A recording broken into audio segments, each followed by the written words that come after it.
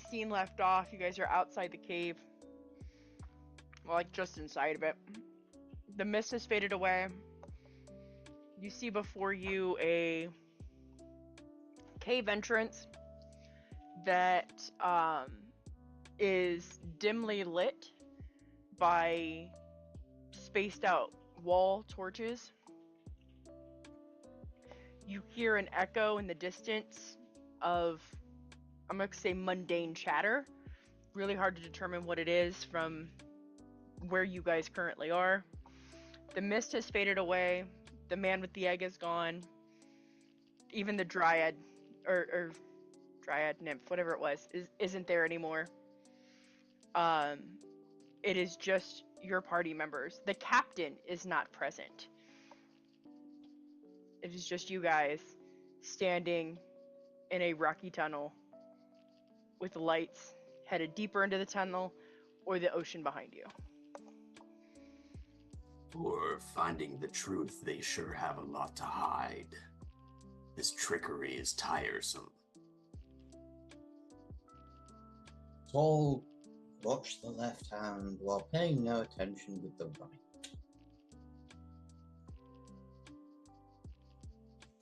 What? They're offering reward and such if you come down this way, but not really explaining why. Oh. It's all lure. Smoke and mirrors.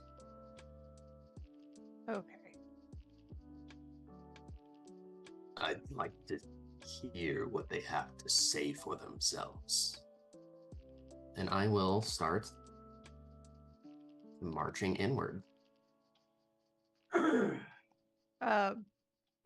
As we go forward, I look over to my shoulder at Valdreth, and I'm like, well, honesty may be the best policy, except for when you can't be honest, because sometimes you just can't. So that's okay. I can understand nuance sometimes. Uh-oh. I walk forward. I understand that sometimes people have to say what they have to say, whether to protect themselves or loved ones, and that's okay. Okay.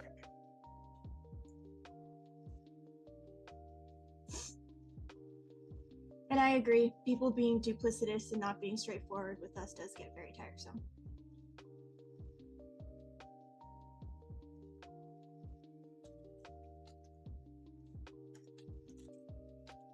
I got Wait a error minute. message saying Whoa. it couldn't load. Uh-oh. You may have to refresh because I had to change the image. As we're walking forward, Beryl all of a sudden goes, wait a minute.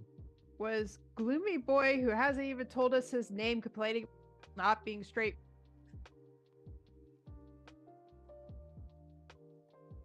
You cut off right at the end of your sentence. Oh, I was saying, Gloomy Boy, who hasn't told us his name, not complaining about people not being straightforward. Wait a minute. You're muted, Northern. But anyway, what about the dragon egg? That's rather concerning. We're I'll gonna change the subject. Your name eventually.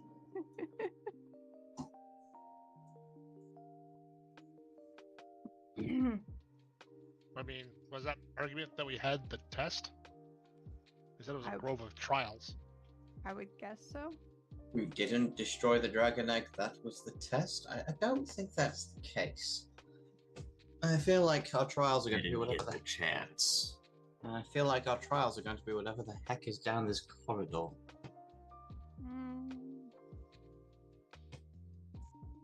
I don't think we would be going down this corridor like we didn't pass some part of something. But who knows?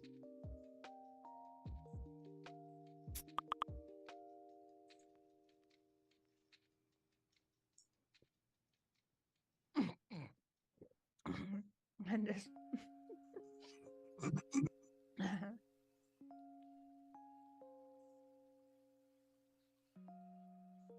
But still, if I end up casting one tonight, you might have to just switch your camera on.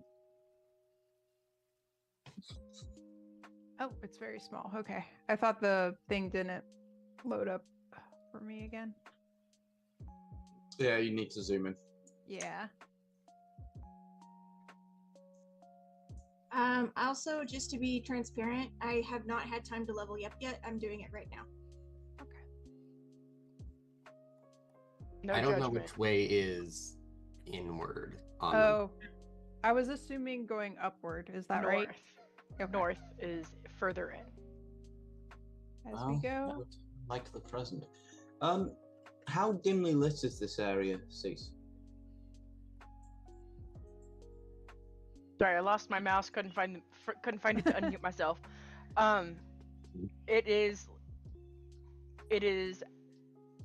textbook dimly lit. Fantastic. Dante is going to cast light on his shield, which gives a 20-foot radius of bright light and 20 of dim, so I don't know how much that's going to impact anything or not. Of dim, so Nope. Okay, let me finish putting these tokens down. I don't know how much that. Chicken drama has me behind. It's all good.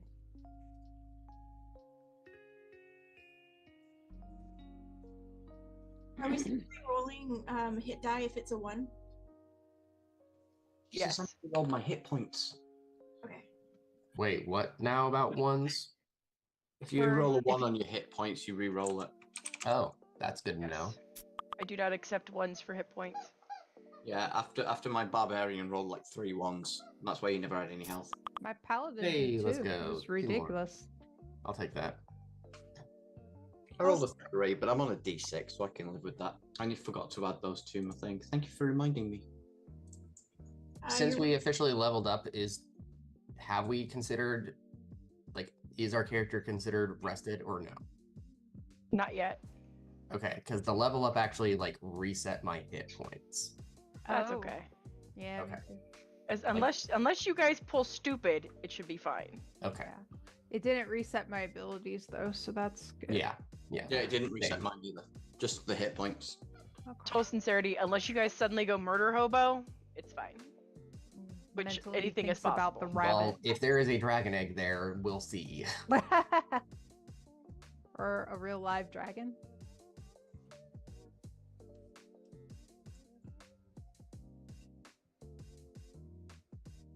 Hey, none of you were conscious for the 8-hour trip to the shore. It's true.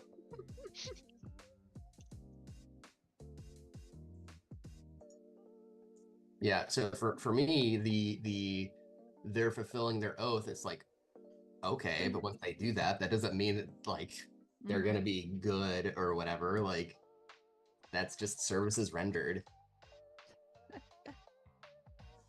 I don't know why services rendered me, but Like, they fulfilled their part. Now they can suck.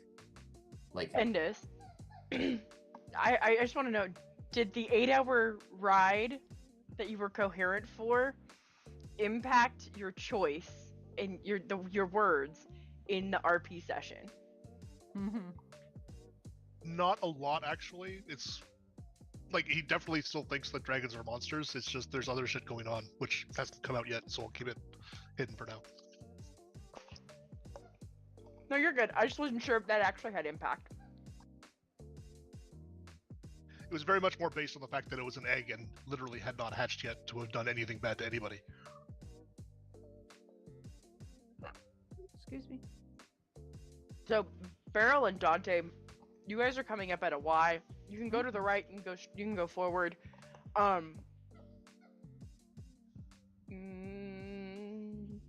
You could give me a perception check if you want to know where everybody is.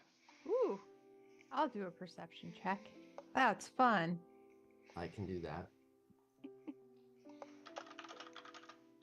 Hey, that's on the payroll for the... Are you not, like, do you not have a wisdom score or training in perception? I definitely do not have training in perception. And my wisdom is a 10, yeah. So Wow. yeah. I was thinking about taking observant, but I was like, that just doesn't really seem like something my character would do, so. You have two elves with really high perception and dark vision. Why are we letting the blind centaur do this? Because you guys were just standing around, so. Mhm. Sorry, I haven't moved up yet. Okay, so Dante. Wait, is this a reroll on perception?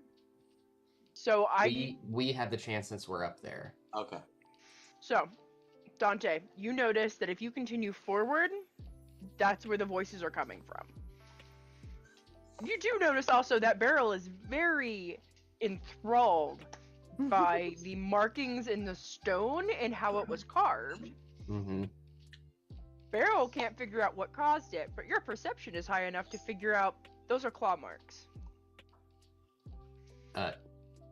I'm guessing I'm if I'm doing this wrong, Beryl, let me know. But it's like, I assume like you're just like running your hands along it.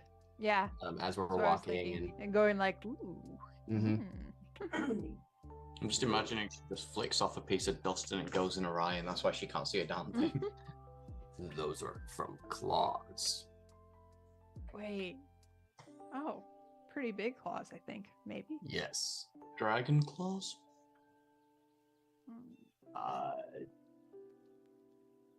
I don't know, but that of something capable of digging a tunnel with their claws. It seems our guests are this way. Fantastic. But what's off to the right? Should we check that first? I'm interested in answers. I'm after what Beryl says, I'm just gonna look down the right tunnel. I have a good significant amount of dark vision. You see more tunnel. Okay. Oh, never. I have ending 120 feet of tunnel. dark vision, if that helps with just uncovering for map purposes. You still see more tunnel. Okay. It's just a long. Tunnel. Well, there seems to be a long tunnel that goes. And it actually somewhere. goes like pitch black about like 40 feet in. Ooh, interesting. Pitch. Like zero light. That's again, even with dark vision. Yeah.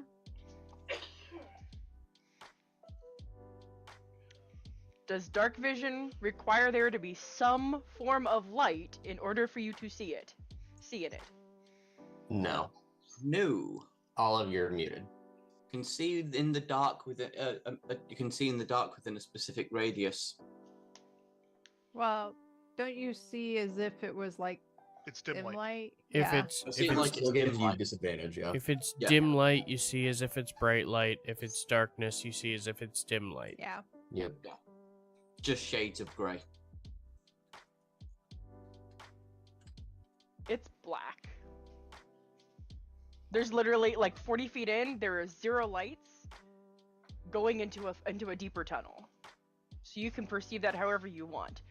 There's no shade of gray, everything is gray. Because it's rock. But you just see a long. Basically, it just extends out as a further Yeah. tunnel. It just fades off, yes. For the whole 120 feet. Yeah. Dang. Okay, I'll just say, well, it's a long tunnel that goes somewhere. To Beryl, just so she knows. Interesting.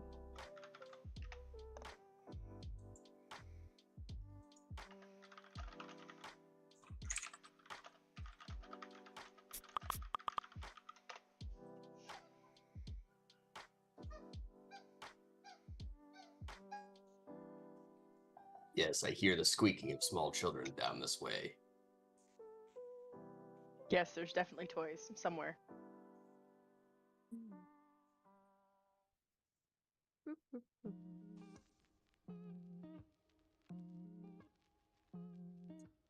Secret tunnel.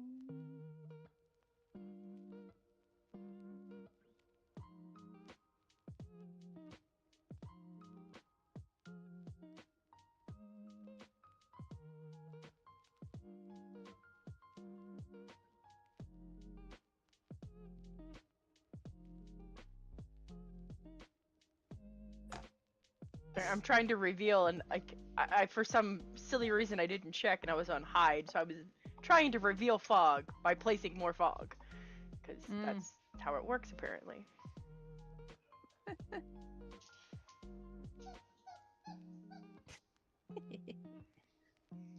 And the squeaking continues. Mm-hmm.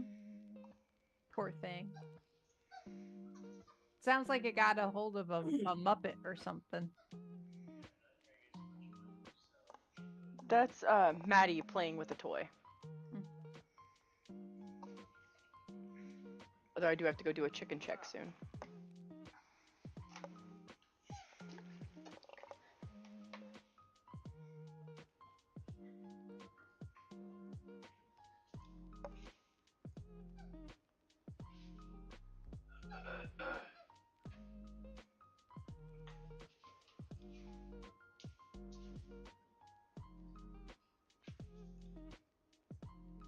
You are once again faced with a Y up ahead. How far can Dante and Beryl see in dim light? I just have regular vision, so I'm not sure what that is. I don't know. Hold on, I'm looking. Yeah. I don't think I actually have dark vision. That's why I used the light spell. Yeah, I don't have dark vision, so all that I can see is basically effectively the dim light. So whatever disadvantage that gives for vision. Oh, yeah, I don't know. I don't know. It's any of this disadvantage stuff. on perception check. Yeah. Yeah, that's. Oh, I I should have rolled distance. at disadvantage. Well, That's- so for our check was based on the voices, the listening, Oh, Yeah. okay. not the looking part. Okay. How tall is the tunnel?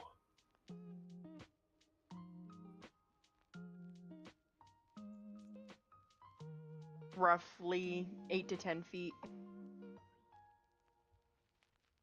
Then Nyak's gonna be kind of levitating just like a head above everybody else.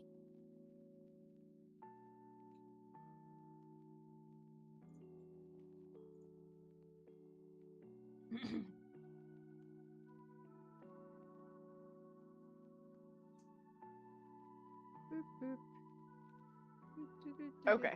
So from where you guys are, that's as far as you guys can see. You do see a Y coming up ahead.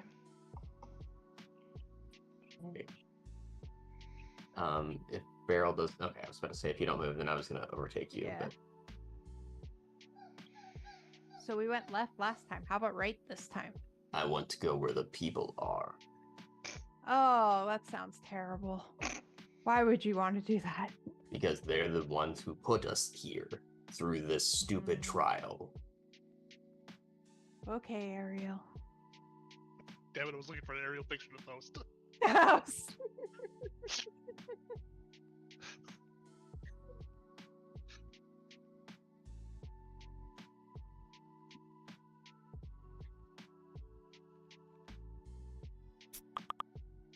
There you go.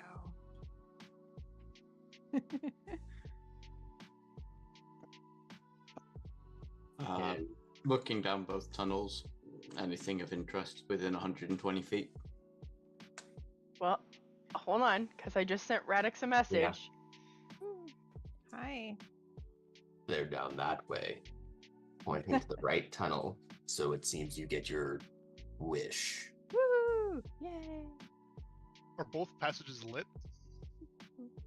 The left one is not. The right one has one singular torch that you can see.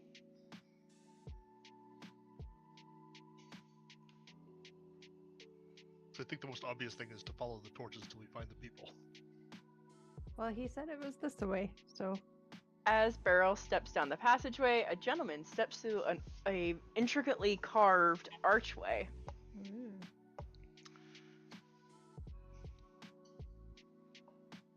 I see you've made your way. Yes.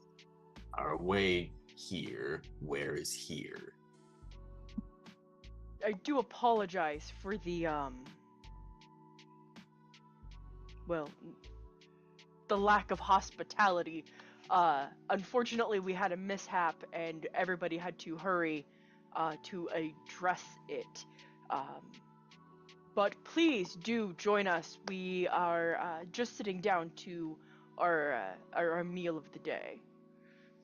What does this person look like? Just it's a male human. I don't know, like 5'10", 5'11" ish. He's a little scruffy looking, a little extra hairy. Cool.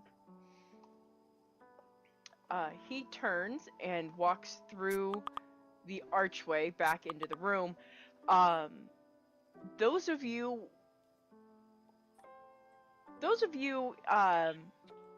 paying attention to the speaker, able to clearly see the speaker, you would notice he had a plate like buffet style overflowing Ooh. with food. Nice.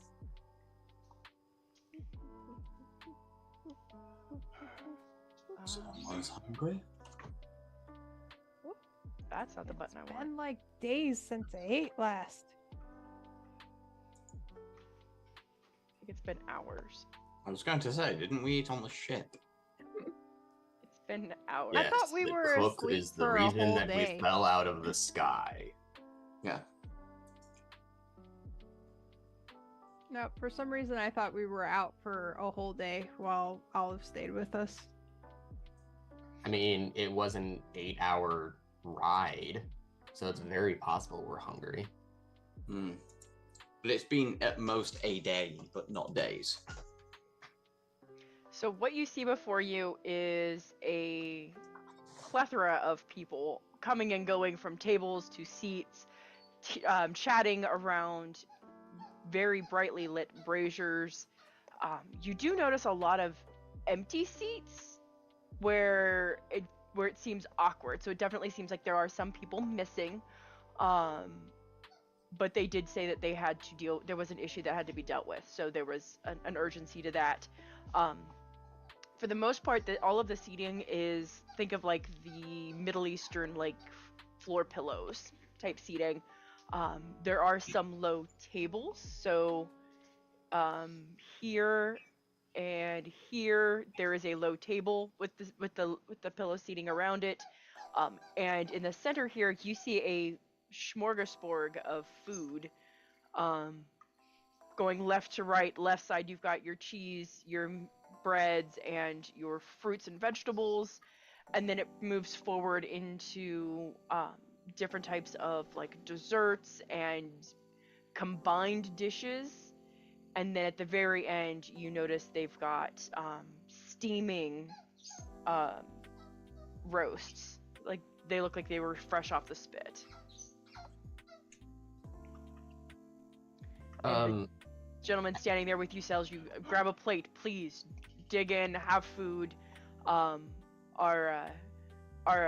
leader should be with us again shortly. And who is that?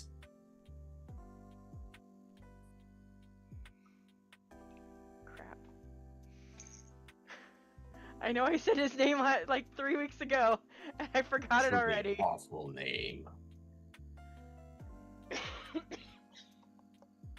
Hold on. Loading notes, please wait.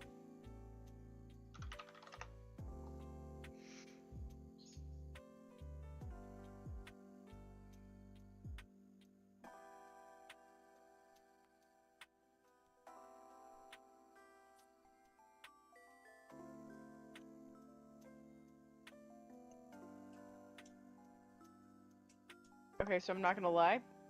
I came up with a name on the fly last time, and now I apparently didn't write it down, so I'm hoping it's in your notes because it's not in mine. Oh, how do I know who you're referencing?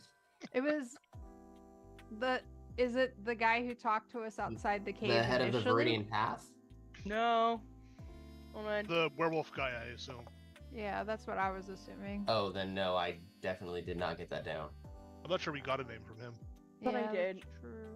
I thought I threw one out just like bleh, but maybe I didn't just spew a name.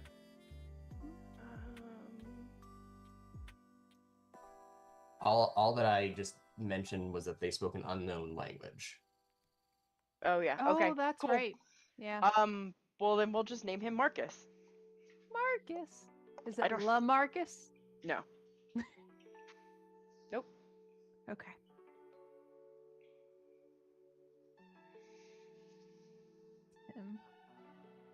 I apologize for that. Marcus will be with us shortly. He is dealing with a unforeseen issue, poorly timed issue. Anyway, I'm sorry. And he'll be Referring to us. No. It is not a sick chicken. No, the sick chicken is over there on the table next to the roast. That is It's not past sick. That is delicious chicken. Somebody came up with an idea to cook it in pig fat after Oh. covering it in flour. It is the best thing I've ever tasted. It is delicious. I highly recommend. That and this new vegetable they found called okra. Apparently is again they covered it in pig fat and cooked it and it's delicious. Apparently the answer to everything is pig fat. True. But yeah, Marcus will be with us shortly. We had an issue with one of our clan's members that was not foreseen. So he is addressing that, and then he will be with us again shortly. So do help yourselves. We did save a spot for you over, and he points over into the far corner at this table here, and he motions that way, but he states it's over by the proper lanterns. That's specifically what he says. So you actually notice that corner is actually more well lit than the rest of the area. There are candles, like candelabras, basically, like anyway, on the table to keep everything well lit there. But he motions over there for you guys and says that we reserved a spot for you. Oh, we lost Radix. Oh no. Oh no! Come back! Don't leave. Is it something I said? He's like, frying food is the last straw. That's it. I am now hungry. I'm leaving. Welcome back. We thought you left to get like fried chicken or something. We're like, damn it. I thought about it. We actually have some in our fridge, but Oh. no, my internet is acting up again. It's just awesome. Yay. What would a D&D session be if your internet didn't act up? Yeah, I guess, right? Like, I guess I should do the age-old trick of unplugging it and plugging it back in. Right. So, but he motions over into the northeastern corner, says that we reserved a spot for you. We lit it a little bit better for you because we know not everybody is accustomed to this type of lighting. Please do enjoy yourselves, grab some food, and Marcus will be over shortly. Cool, thank you. Now trot over. Can I get a general read of the room? Like, as we come in? It's jovial. Very relaxed. People are laughing and talking. A lot of eating is going on. What? I'm guessing there's a cat issue with Endis. Yeah. I figured it was a cat, not the us. monitor arm. It just starts to go down. Yeah. I figured it was a cat, not us, because you were looking over your camera. Yeah.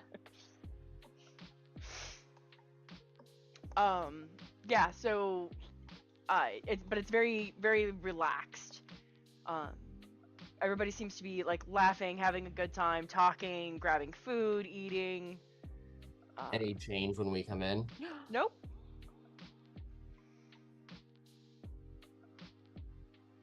A couple people look in your direction, but for the most part, everybody's just right back to sitting, eating, relaxing, talking. You do notice this person here comes over here and grabs a tankard of ale off of it's like a shelving unit full of tankards ready to go, like already filled with ale. He just grabs one and walks away. So if you do want ale, that is over here on this stand.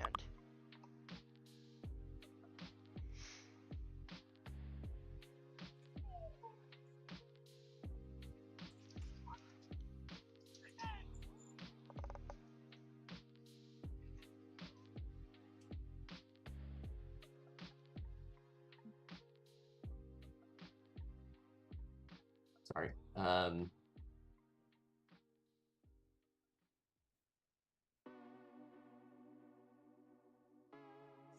I will go and start down the buffet line. Instead of grabbing any food, Nyack just goes and sits down and starts ritually casting Detect Magic.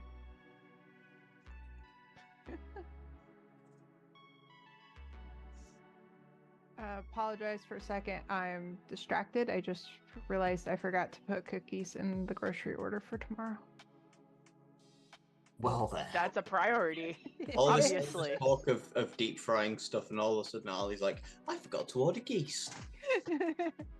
I need cookies. That's right. Now I want cake. Thank you.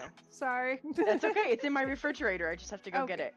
There you go. But I need to deal with the chicken first because I don't want salmonella cake. I just want regular cake.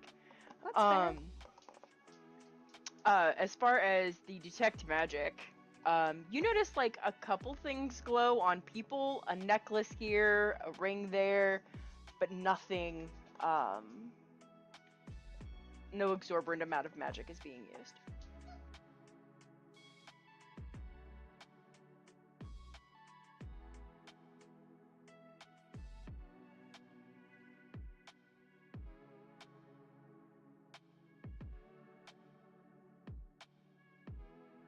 Go and sit and arrange myself so that I can see the entrances to the cave. Mm-hmm. Have the wall to your back. I do that all the time. Oh, ow!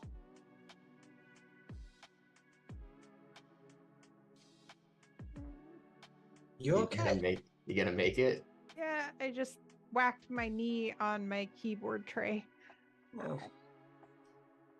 Trying to sit cross-legged and wasn't paying enough attention.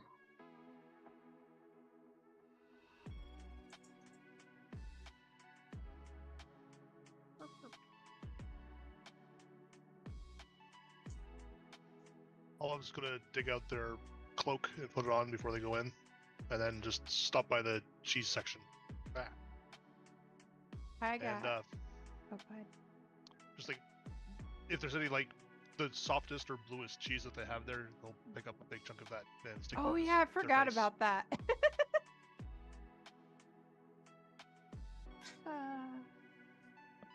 I'll go in and just pick up a plate and gather an assortment of food, and then just find a quiet corner as well to sit.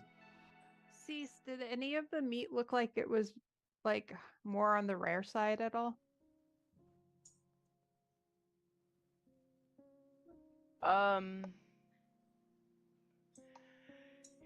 So some of the shanks, if you carved if you cut a piece closer to the bone, it would be less done. Mm-hmm. But for the most part, it's like Okay. medium at the rarest. Okay. That's fine. Yeah. That similar to how like Dante sat facing the entrances. I'm sat like side saddle with my back to Beryl, so I'm like also keeping an eye out in that direction.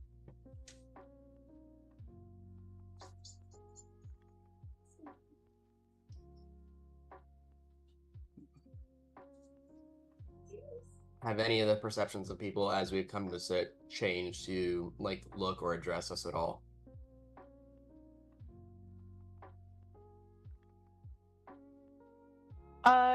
Not really. I mean, a couple people have looked towards you, but then they just went right back to talking with each other. Like just a glance like, oh, there's somebody over there. Or, oh, somebody just walked by.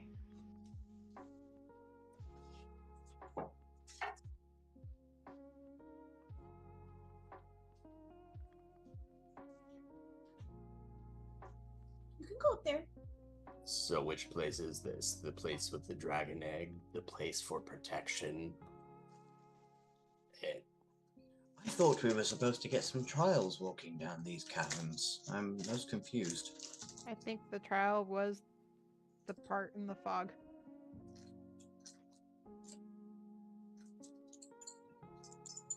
Hardly much of a trial. They kind of overstated it.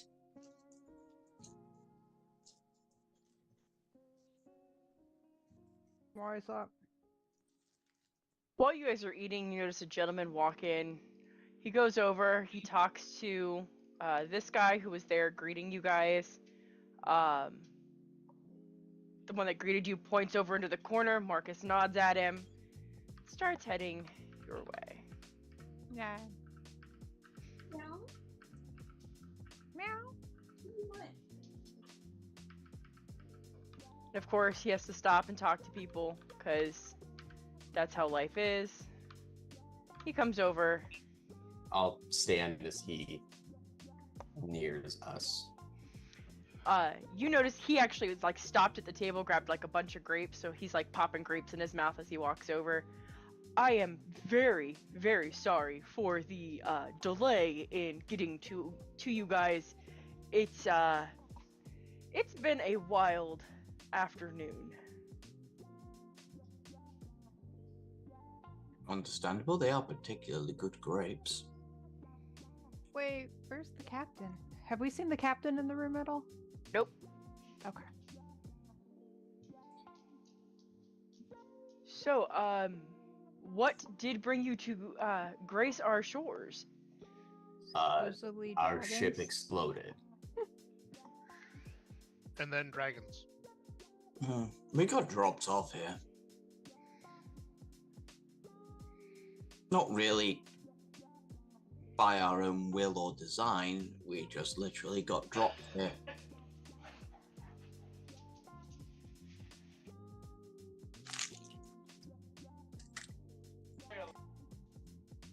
One moment, I'm having dog difficulties. Oh no.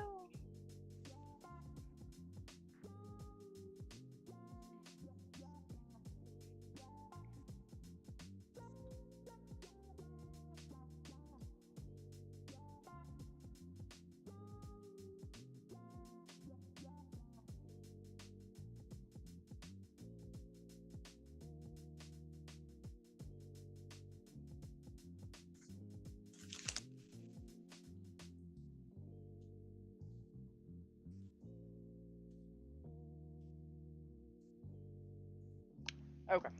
Sorry about that. He looks at you and says, yes, Rond had mentioned something regarding a deposit, or depositing on our shores. I find it timely that they brought you here, as we are encountering a issue of our own. Does this mean it is not safe for us here? Oh, no, it's not that it's not safe, it's just awkward.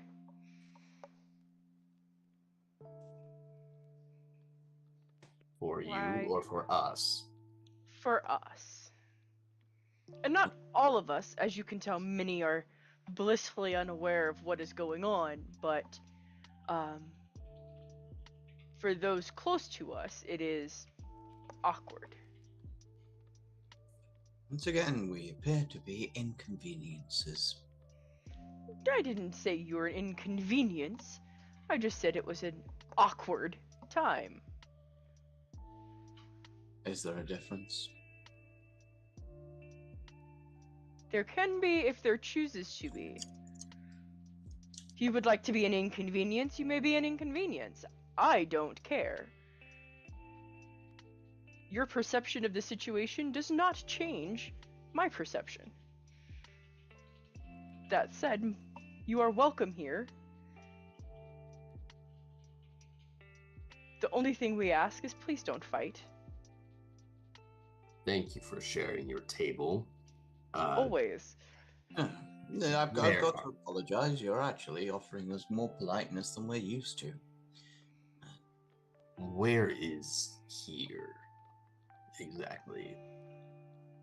You are on the Isle of Lakota.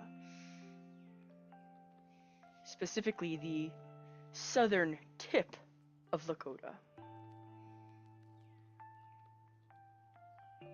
And we are in a cave. Indeed. Do your people have are you tribe, a Clan. clan. We are some of the few of our race that are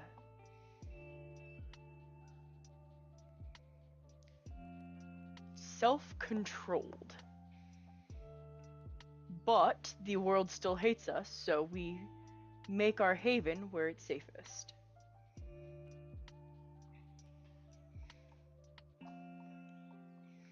And what is the problem with your kind? He smiles at you, and you notice his teeth are rather large and very shiny, like very bright white. We, good sir, are werewolves.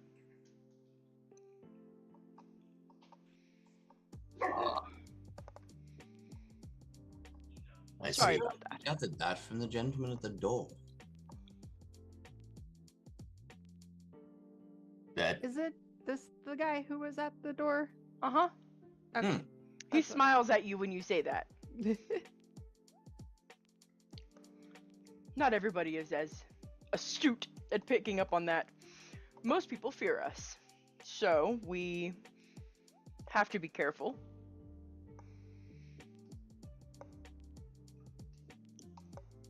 Don't worry, I don't think any of us wield silver.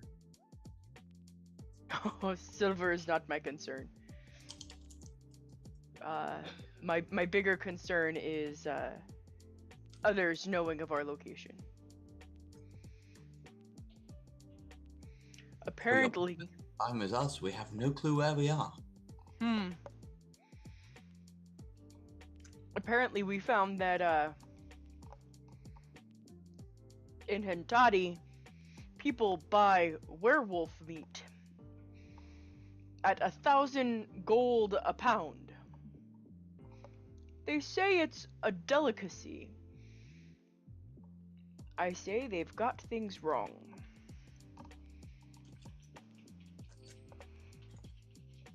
As he says this, I'm just gonna eye him up and down. Like, does he look like his meat would be anything other than tough and stringy? No.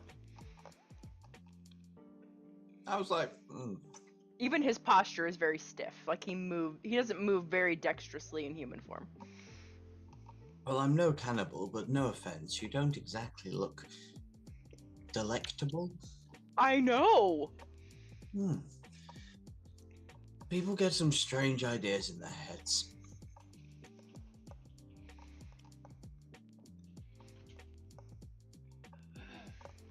But with that said, we do have to protect our families. And you look around the room when he says that, you notice that there are no children in the room. And are you responsible for the illusions that have come before us? That would be my wife's doing. I do apologize for that, but she is adamant that we must protect the clan in any way possible. And, well, that was her idea of a security feature. The Dryad? That would be my wife. I see. And what exactly did she glean?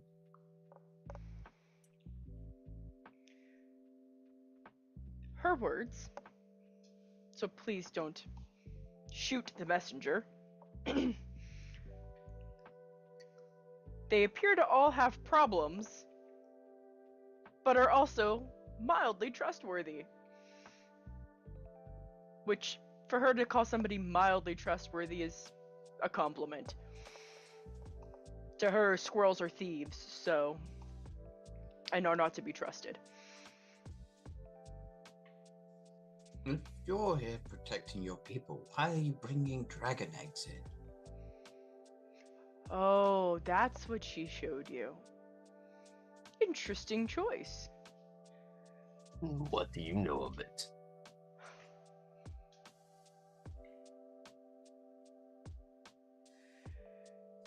I was there when it happened. And he like pulls a pillow over and sits down cross-legged, still popping grapes in his mouth. You see the vision she laid before you. The young man you saw was Ron's great grandfather.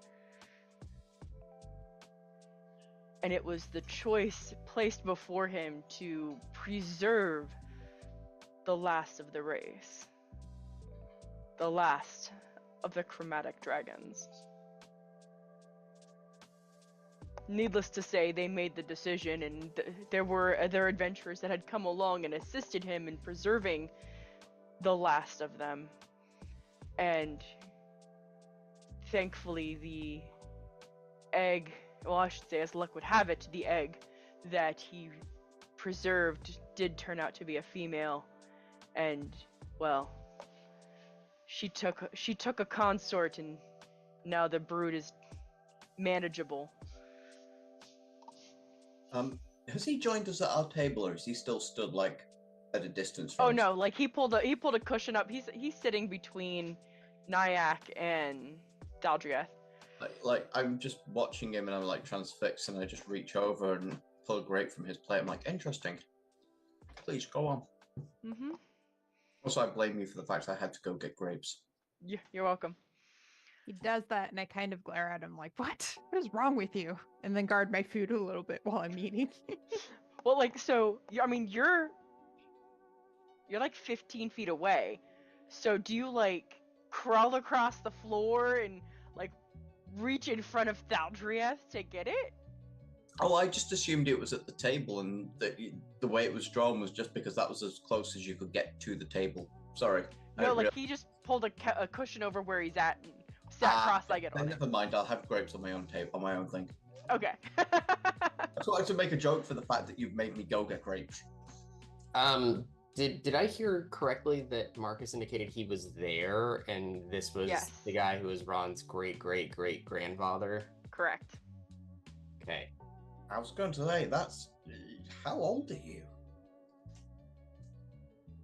Too old. Really? I was cursed, and he air quotes that, on my 32nd birthday. Literally, on the day of my birth. What kind of a gift is that? Unfortunately, It was done on purpose? What? eh. Yes and no. Okay. Yes, the person who caused me to shift and change did it intentionally. No, they did not have my best interest in mind, and no, they didn't know me. But that said, I am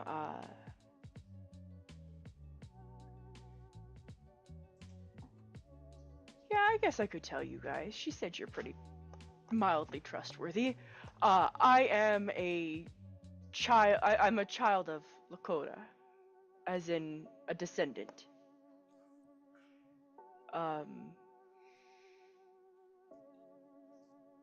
Do you know the myth of the runic children? Yes. We are not myth.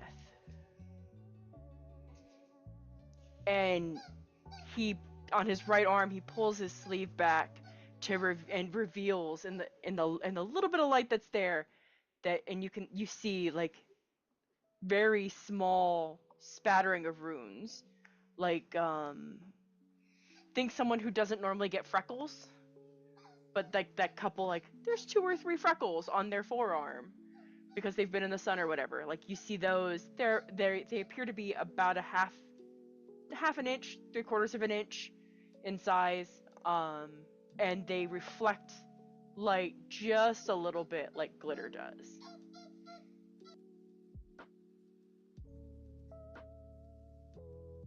That's a neat trick. When Lakota claimed her children, there was I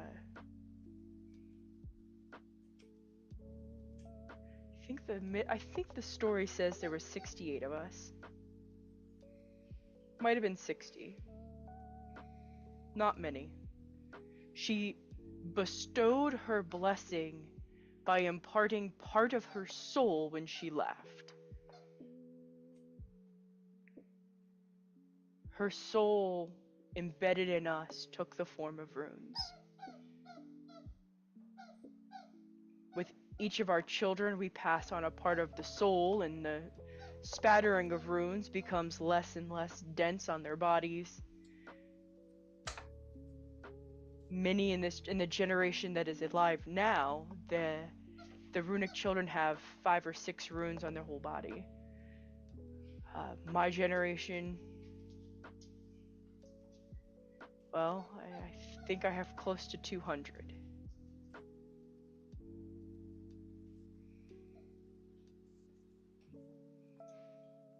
And he just kind of starts chuckling, and like goes back to eating grapes, like, and you can tell he's laughing at like a memory or a thought.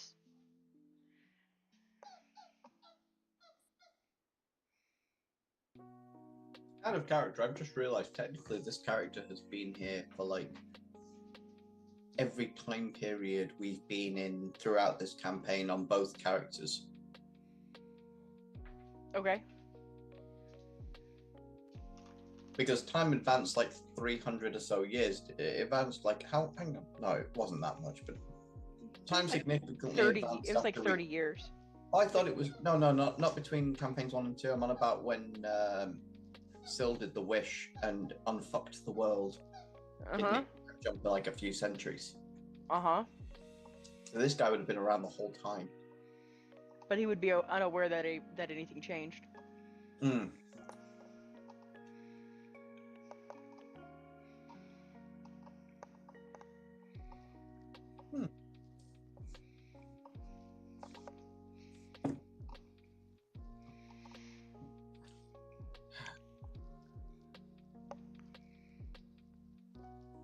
Well, you seem to have done well surviving this long.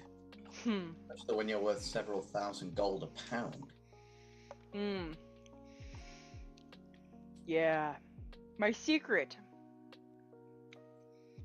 Don't go to cities. Would avoid them if I could. Those who go to cities, where's our captain? Rond. So Rond is currently diving through my library looking for information on how to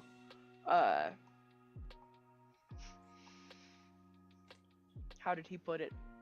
Craft a saddle for a dragon. I don't know where he's getting that much leather, but it's not off my hide.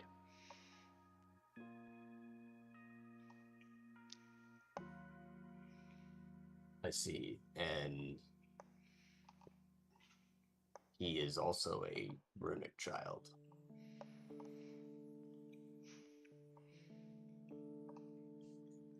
I saw his runes glowing when we were just before we got grabbed by the dragons, so I assume so. A very distant relative, yes.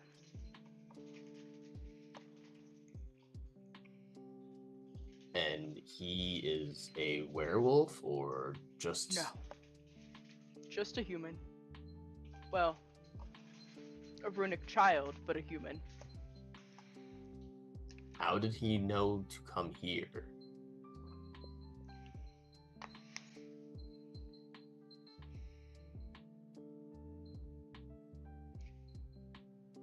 Because here is where we brought the egg. Not this cave directly, but above us, on the cliffs. We sought sanctuary there to hide her. We feared if we took her into a cave, we wouldn't be able to get her out. We didn't know how quickly she would grow.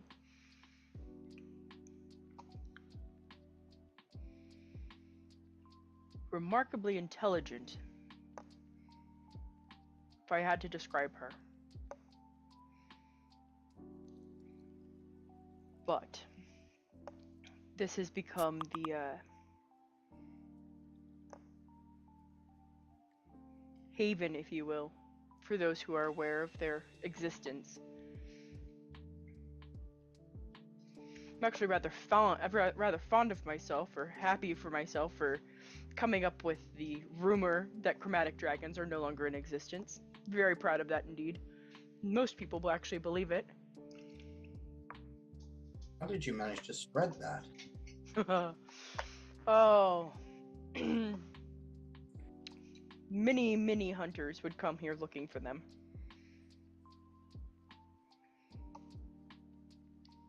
We would tell them that they weren't the first, and they're probably not going to be the last, but chromatic dragons don't exist.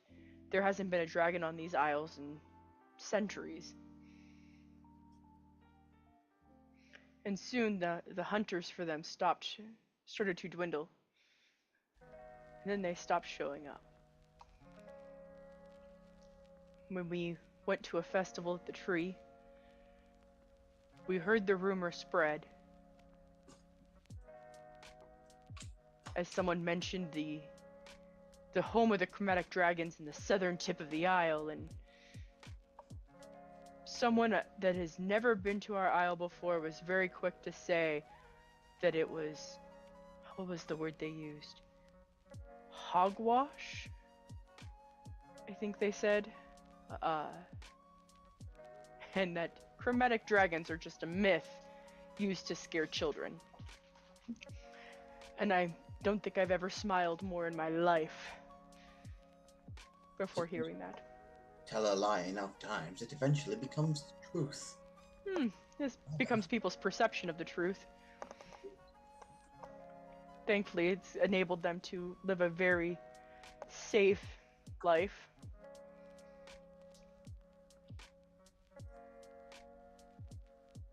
Safe on Lakota. Indeed. So, I'm sure you're quite aware that most people's interaction with dragons is hardly a positive one. What makes the chromatic flight so peaceful opposed to just about all the other fuckers out there?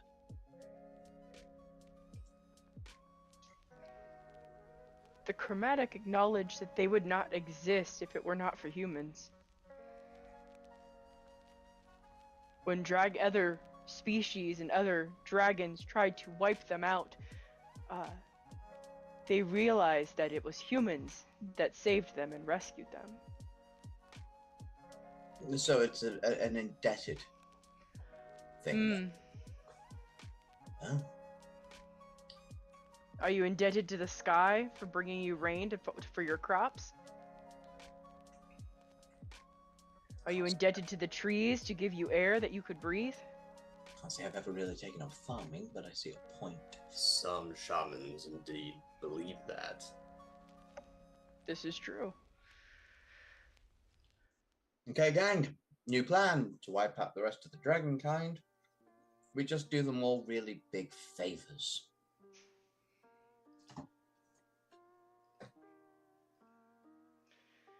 Do you say that in character? Yes, but with a sarcastic grin.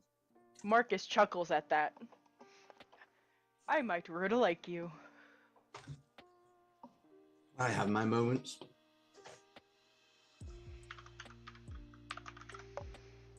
If the well, I mean, I'm assuming that it's not just the chromatics that are bound to some sense of honor when it comes to recognizing when somebody's pulled their ass out of the fire.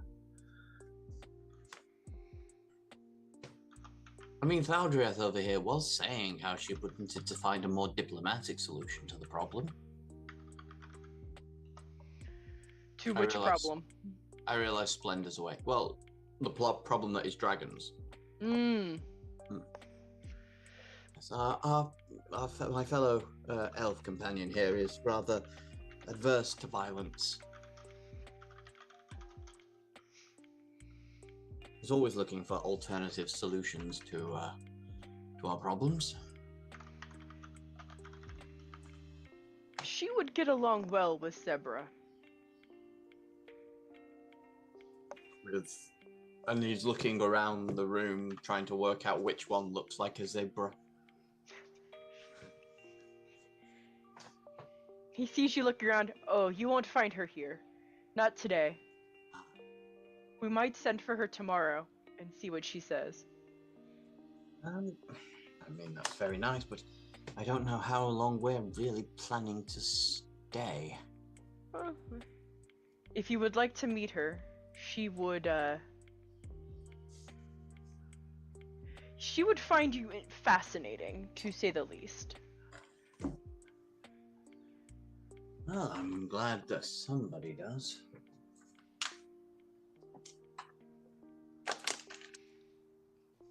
Or maybe we get handed from pillar to post and people want rid of us as fast as they can. No, most people, and he looks around the room at everybody, most that come here stay here. Not all that are here are werewolf.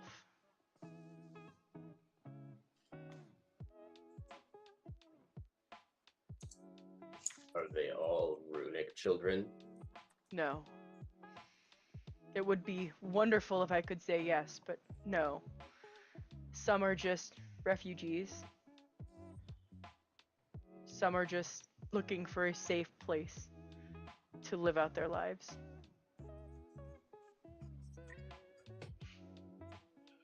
Were you aware that Ron was bringing us here? No. Rond was not aware he was coming here.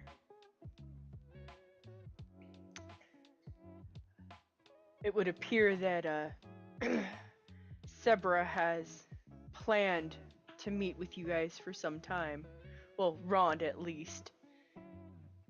But I have a feeling that the invitation will extend to you as well.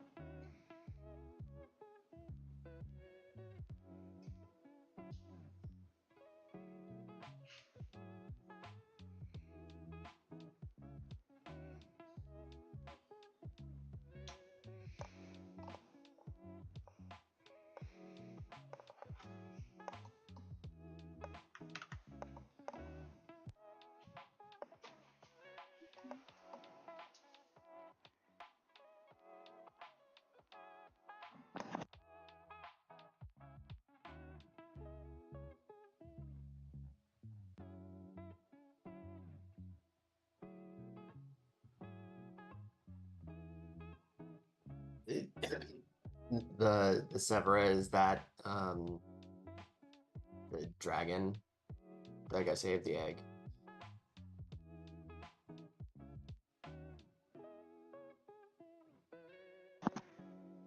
Sorry, I hollered and was like, they didn't hear me. My microphone was pushed up. That's the brood mother. Okay. And yeah, how do you spell that? Seibra.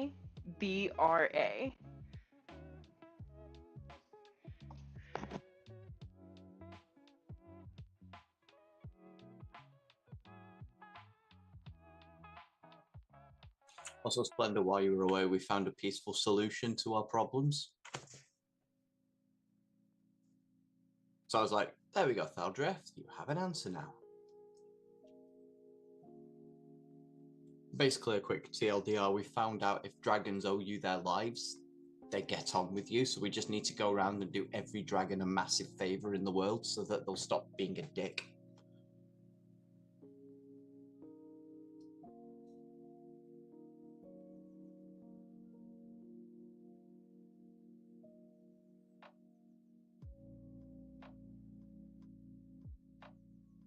However, that sounds like far too much effort. I'd rather just murder the bastards. If you say that out loud, Thaldreth will scowl at you. No, that's out of character. Okay.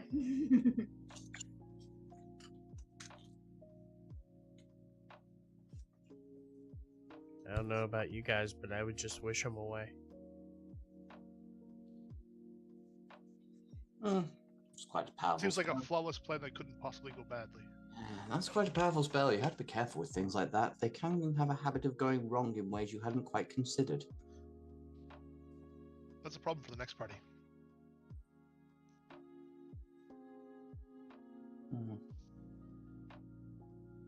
Can easily bring about your own demise in such scenarios.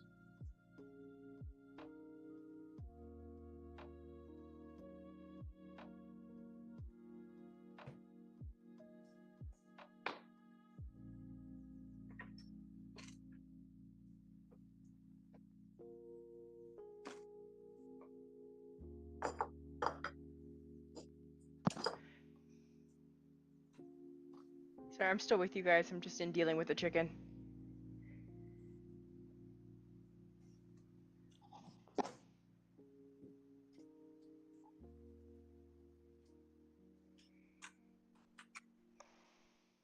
I trying to come up with any good chicken jokes tonight. I'm struggling. In the laughter of it all, one of my friends was sharing with me that she has a problem. Her chicken won't stop trying to cross the road.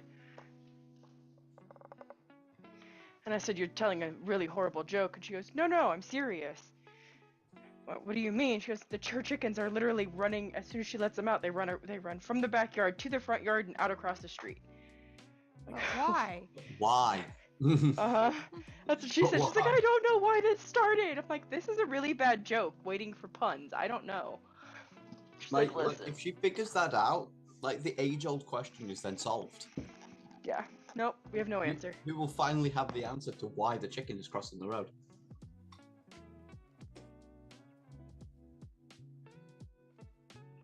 I don't know why it's age old. All we need to do is ritually cast Speak with Animals.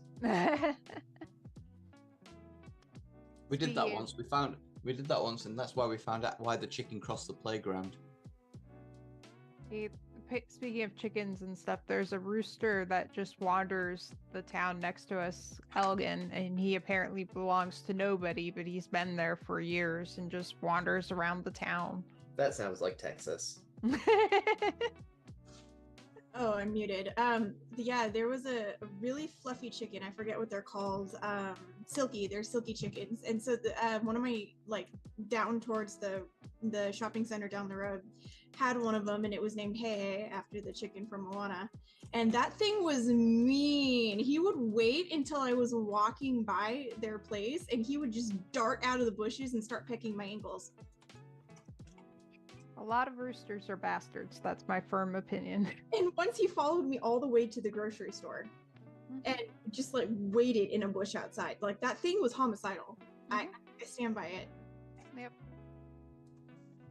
Sil, that was perfect. That's just, yes. Thank you for that nugget of wisdom.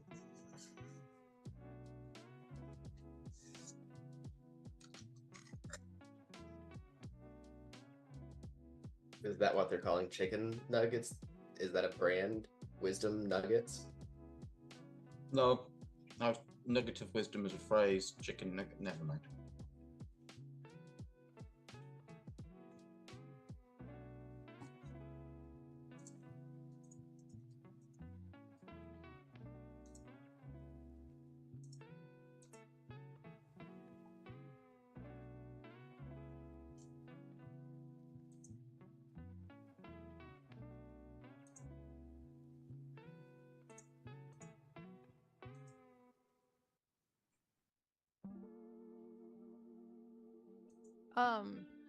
Our friend who joined us at the table never said exactly what the unexpected other thing they had to deal with was. He just said it was an awkward situation, right? Yeah. I just hate it when people don't answer questions when asked. But we didn't ask him what the situation was specifically.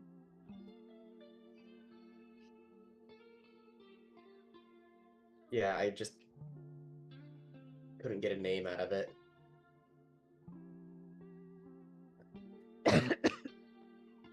Just evaded the whole situation.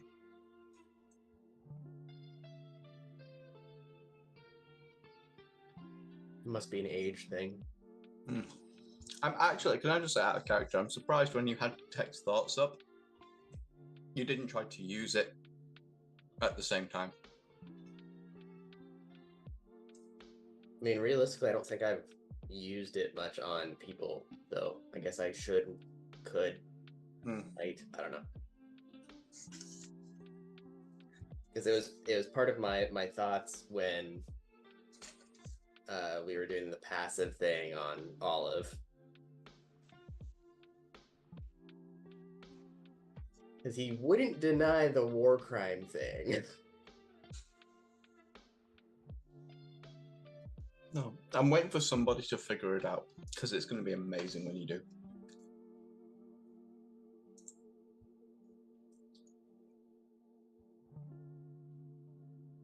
I'm just assuming your name is Rumpelstiltskin. If we ever figure it out, you'll just disappear.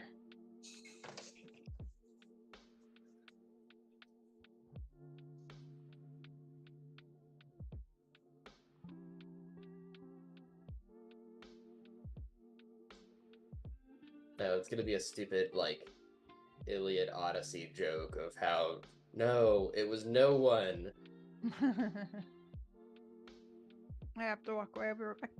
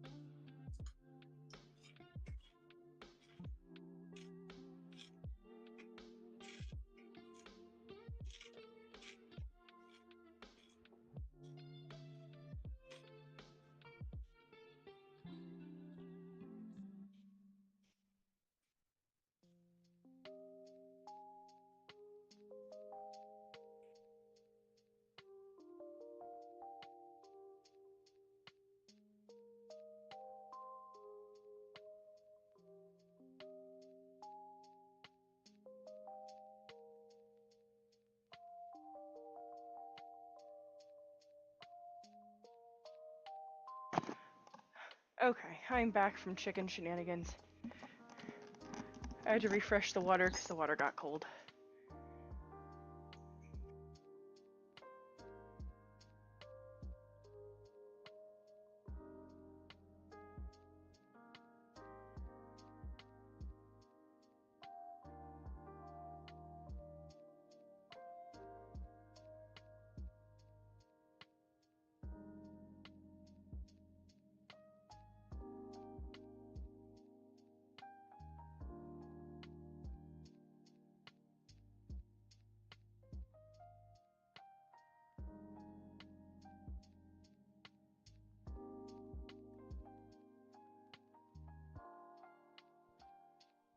Was that Cease getting back or her letting us know she had to step away? No, I am she's back. back. She's back. Oh, okay. I'm back. The chickens have been watered. Singular. I'm hoping if I keep watering the little one, she'll grow bigger. Oh, Plant when chicken? you realized, like, you gave them one droplet to water each. I was like, wow, harsh. What was that, Radix? It's a plant chicken.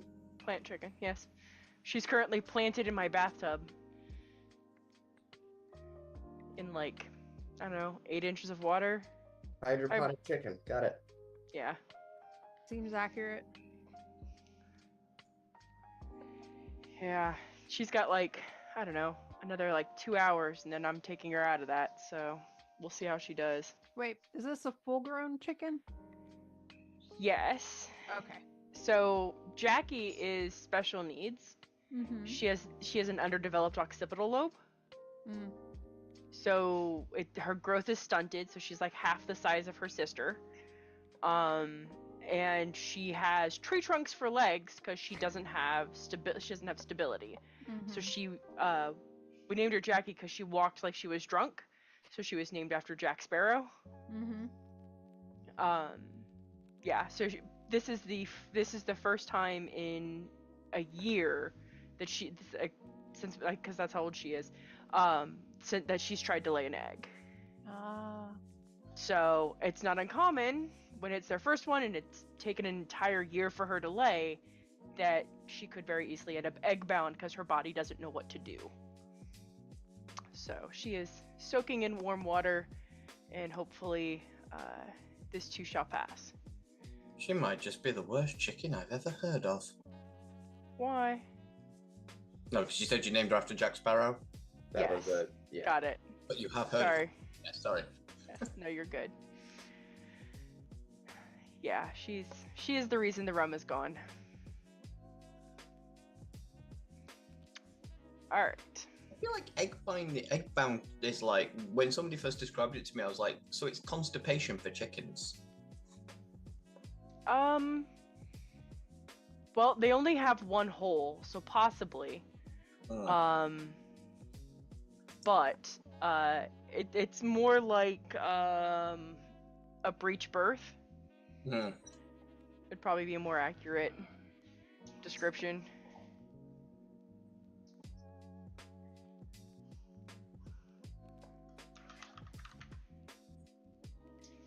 Radix, do you still need me to spell the name again? No, I got it. Okay.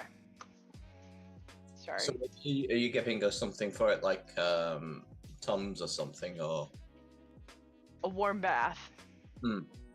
So that's why I say it's a lot more like a breech birth. You're literally like, she's gonna hang out in the water and in warm water and help her muscles relax, and hopefully her body will expel it on her own. Because the issue is that they start pushing and they try too hard, and their muscles get exhausted, and they just can't. And then they start to panic, and muscles that shouldn't be tensing up start tensing up, and that causes the problem. So by putting her in a warm bath, it's allowing her abdominal muscles to relax, which is also allowing her to start breathing, because of how they oxygenate. When they start to stress, they stop breathing or they don't get enough oxygen. So by getting those muscles to relax, she's able to start breathing again too. So she's actually more alert now than she was when I brought her in the house. So I may actually go out there and find an egg floating in the water with her, which would be like a delight for me. So we'll see. All right. What in the world? Don't punch your sister. I look behind me. I don't have my camera on because everything's chaos. I look behind me and I see Maddie on her back, legs straight in the air. Her front legs are pawing at her sister's face. Like, why are you punching your sister? Okay. Alright, alright, where are we? So, I know you guys were talking amongst yourselves a little bit. I caught 90% of it, I think, because I was also running water at one point, so it was hard to hear some stuff. Is there anything pertinent that I missed? Awesome. Okay. Well, Marcus looks to all of you as he eats the last grape off of his bunch. I am going to go get some more food because grapes are not enough for my tummy, and I am going to leave you to enjoy your meal. I would like to say that we have a spare room for you to sleep in. Technically, we have a spare room, but it has one bed. And there are 6 of you. So this might be awkward. If you would like to sleep in that room, you may. But again, there is one bed. How large is this room? I'm sorry, I can't. I try to follow 2 people at once and my head goes into circles. How large is this room? Well, it's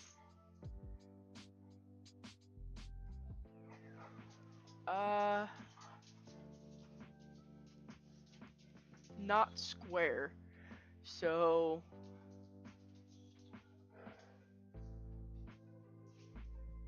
30 by 30-ish.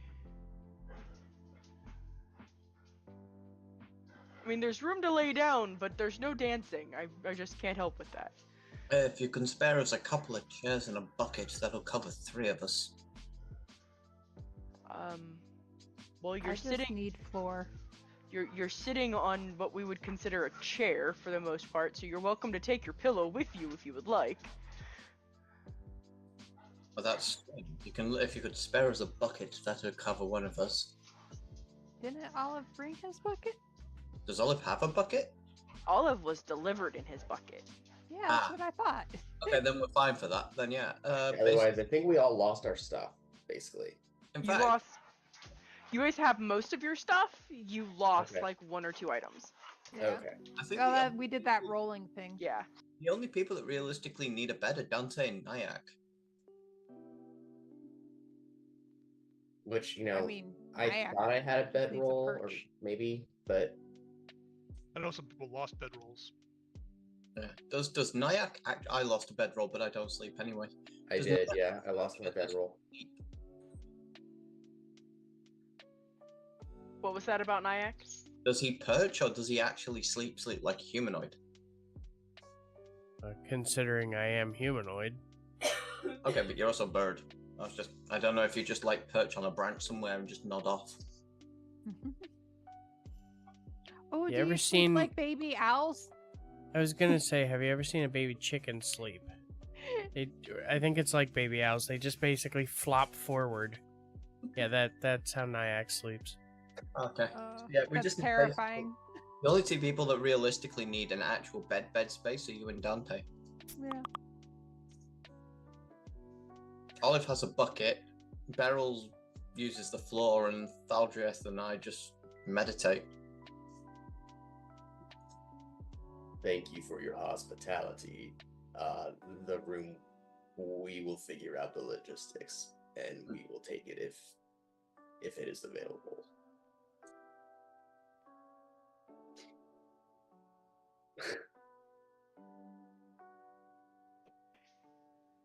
Absolutely. So let me give you directions here. So you're gonna go back out the main entrance here where the arch is, and make the first right, and then left and right. So right, left, right. I see. Is there a marking on this, or an So indication that we are in the right place? there will be nobody there. There is one bed, a red rug, and a bookcase. That's all that's in that room. It's actually our spare room. We normally put Rond there, but he, I think, is sleeping in the library tonight.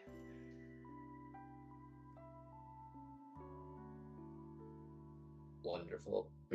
Again, thank you for your hospitality. It was forced upon you, and or we were forced upon you, and we were not expecting to be here, but it's been pleasant all through it all. And I feel like the least we can offer in return is our appreciation and our silence. Your silence is welcomed and much appreciated. If there's one thing I've learned that sets us apart from monsters is our ability to be hospitable.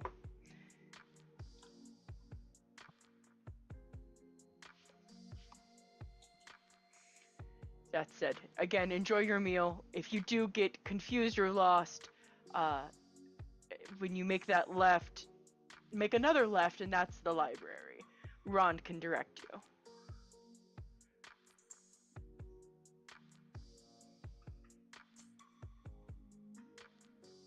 And he gets up and he walks away.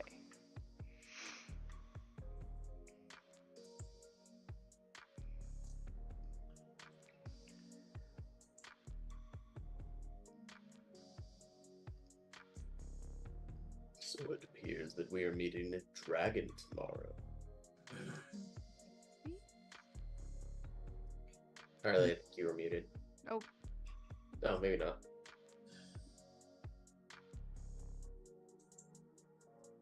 Good. How about now? Hey, let's go. Okay. What he said was, she just goes, maybe? I don't think it was definite. He said they would call for her tomorrow. It doesn't necessarily mean she arrives tomorrow. They do seem to be keen on keeping us here a little longer, and from what it seems to be the situation, people who stay here tend not to want to leave. I don't know if that's a intentional ploy. Otherwise, I would suggest we make post-haste as soon as possible, once we've got a plan. Plan was to come to Lakota based off of a vision of a burning tree. Indeed, but isn't the burning tree in the north of Lakota?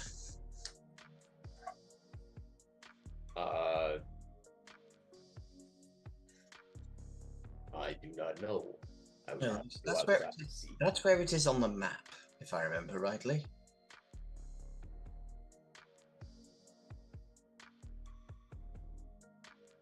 Yeah, out of character. The world map tends to have the burning tree on the north side of Lakota, correct?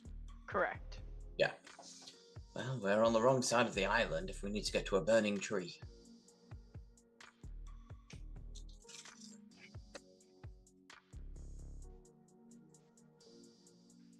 But unless this zebra lady is going to meet us tomorrow, I'd say we take first light and make our way there. We can always return here as a base, of course. I mean, we don't know what we were supposed to find at the tree. Maybe we were supposed to hook up with these people who would take us down to here. Also, we should probably find out everything we can here before we leave. Because who knows if we'll be able to come back, right? Well, we can always ask before we plan to leave if we'll be allowed to return. It wouldn't necessarily be them keeping us from returning. We might have other things. I see your point. Yes, we could get sidetracked. I mean, our plan before this was just find the burning tree and stare at it until something happens to tell us what to do next. So it's not like we have a lot of guidance. It's not really things that have visions from a burning bush, I suppose.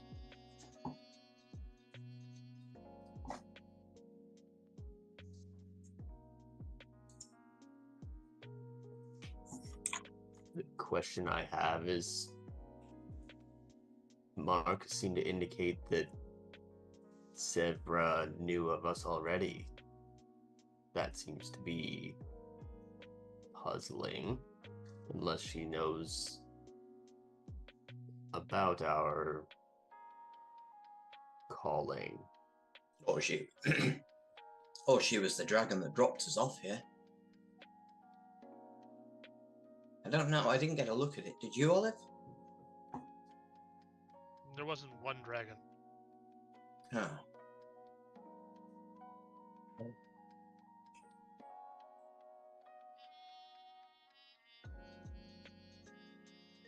How would they know to get us in the middle of the ocean? Well, Ron's runes on his back were blazing brightly when they came.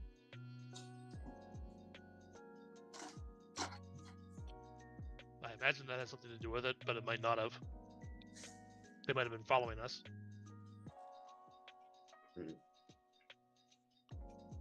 For all we know, they're the ones who damaged the boat so that they would have an opportunity to put us into their debt. We really don't know anything.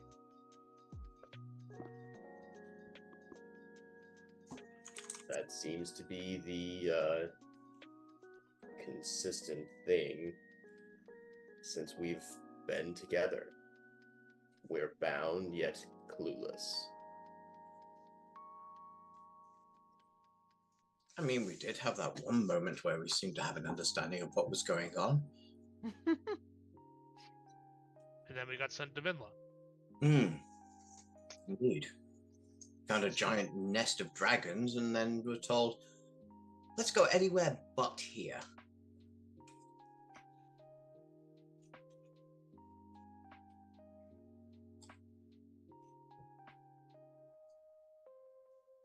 Going to go find the room.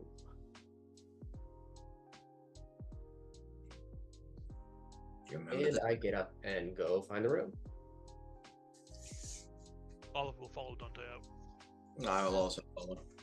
Mainly because I can't remember what the hell she said where to find it. Right, left, right. You sure it's not left, right, left? I mean, we already had an experience of Thaldriath going in a direction, so I'm definitely going to be a follower. It's okay. It's not the worst direction choice your characters have made this this campaign. Just bam through this library door.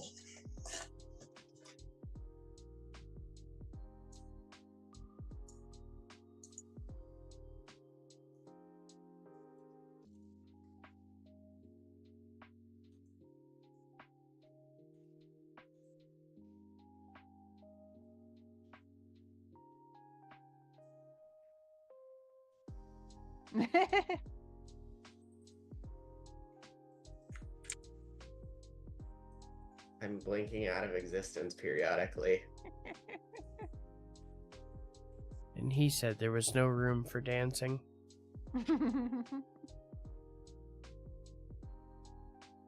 Here's the thing. They said right, left, right. Is that from which direction? From the archway, where I think he said. Yep. As you're Right walking. there. So left would be down here then, wouldn't it? No, we went left into here. Yep. We turned right back here. No, and if then we you're came up here and we That's not- turned left. That's not left if you're coming from this direction. That's right. No. Except We this came matches here, exactly how. We turned right Yeah. and then we turned left. It's left, not And then you turn right again. here. Okay. It matches the description. Yep. Okay. It was not left. No, it I wasn't. thought you turn right at that one and then left with left. Right. No, Left, left right. was here, back here. That was the left turn. Okay. I just took the whole going round it as a left turn. Not a left U-turn. I just took a hard left. Gotcha. Is that a bookshelf there? It is. Sweet. I will- So, since you did bring it up, the bookshelf does have like fairy tales on it. Nothing fancy, just like children's books. Cool. I'll just pick one up and start perusing it. Sit in the corner. Sure. When you made the right-hand turn into the room that you're in, first thing you're gonna notice there's no doors. Second, the hallway to the left, so across from the entrance to where you guys are, you did hear hushed whispers in that room. You would recall that Marcus did say that was the library, so that is where Rond is, but you would have heard hushed whispers in that room also. Also, I brought my chair with me. Oh well, my cushion to sit on. Absolutely, you're like he invited you to, so you're welcome to take any of the pillows, the cushions, the whatever with you. Yep, that's my meditation pillow for the night. Well, at least your Ryan, hiney will be cozy. How large is your dome magic? What?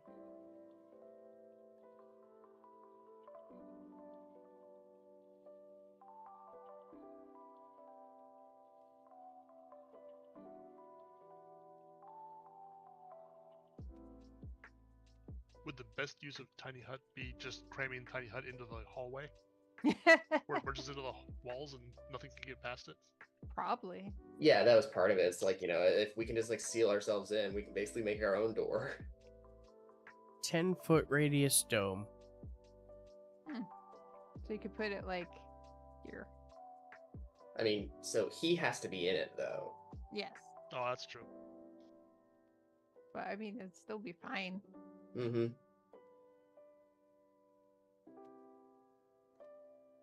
We could do a 10-foot radius dome about here, where I am now, as the center point. It'll block the entranceway, and he gets to use the bed. Why is the But bed like 12 feet long? that wouldn't block the entrance He there, is- though. He is 2.5 feet tall. I am taking the bed. It's a double bed. You can sleep top and tails. Seriously though, he is like a slightly large chicken. Yes, you can hug him like a cuddly toy. He can curl He's up so behind soft the and crook of fluffy. your legs. Yeah, he can be the little spoon. Hey, I'm 3.5 feet, all right, not 2.5. Hey, you're like up to my quad. He'll be the little spoon. Not even a spoon. He could just curl up in the crook of your legs as you lay on your side. He could just sleep on your chest and keep it warm. He's gonna be my pillow. Yeah, and then in the middle of the night, I'll cast Enlarge on myself. And he just I wakes up will- with a very stiff neck. I counter with also enlarging myself. At some point, you guys are gonna stop fitting in the dome. And remember, the ceiling is only roughly 10 feet tall. This is why Olive has a bucket.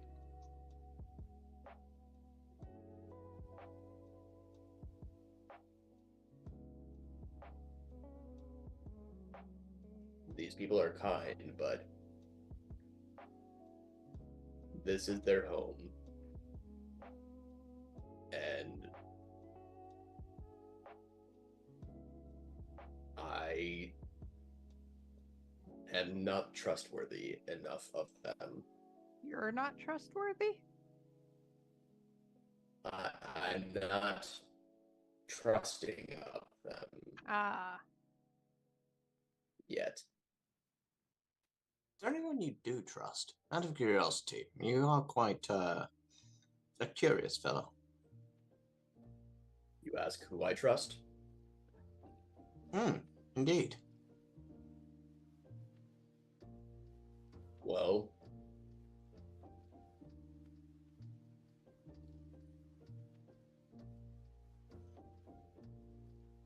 I'll let you know when I get there. What I thought.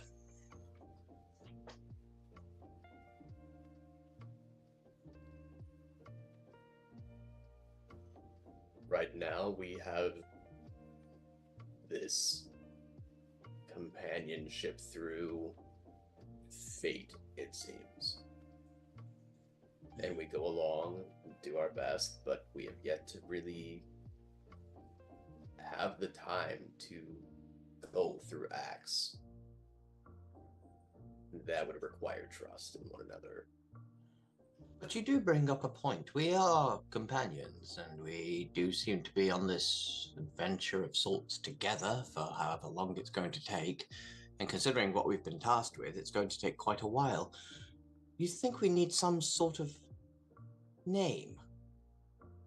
You first. Well, I was thinking we could be called. Let me see. I'll think on that. We could be called first names only, and everybody has to give their first name. We could be called the Fate Touch. Ew, gross. Not Fortunate fate circum- touch. That's Fortunate disgusting. Circumstances. What's wrong with you? The Inconveniences seems to be one we're quite common at. There was a band like that when I was growing up, and they were terrible. The Inconveniences were the name of a band? Well, I guess band? they were what they were. I guess they were what they said on the tin. Just a lot of disgruntled youth yelling in the wind. I look around. Are any of us old? I don't think anyone like appears old necessarily. I was gonna say. Disgruntled Youth sounds like an excellent name for our group. I'd lay odds that Olive is definitely the youngest in the party. Yeah. You said that you were like created like 2 years ago or something. Was that 4 right? years ago. She's 4 Olive is years. 4 years old. Okay. Yeah. How about instead of naming our group, you can start by just identifying yourself. So I was thinking other ideas for names could be. Let me work on it. I'll get back to you. Oh, I'm holding my breath. This is exactly why I have trust issues. People routinely won't tell you their name. Why trust someone who won't reveal the most simple thing about themselves? No, I'm not questioning that. You're saying you said this is why you have trust issues. I'm saying, does this happen to you often where people just won't tell you their name?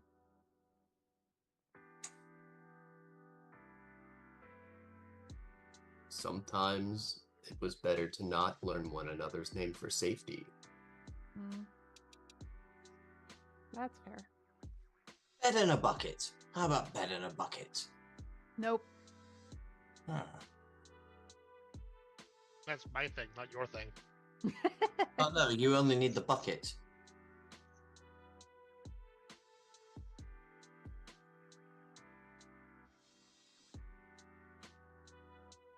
As you do not need sleep, I'll let you ponder on that one. Hmm. Well, gives me something to meditate on tonight, I suppose. Did the dome go up? Or no? Yep. Yay. I forgot, what does your dome look like? It's whatever color I want it to be at any given time. It's usually chartreuse. Oh, that's right. We had the whole conversation about chartreuse. All right. Forgot that was the thing. Mm-hmm.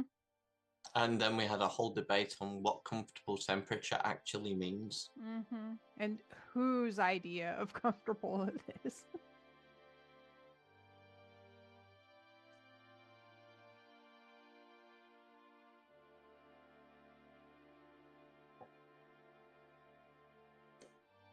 I eventually go to bed.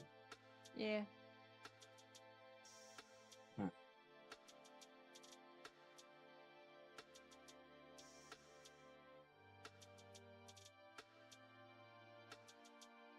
I like that little circular thing. That pattern is cool.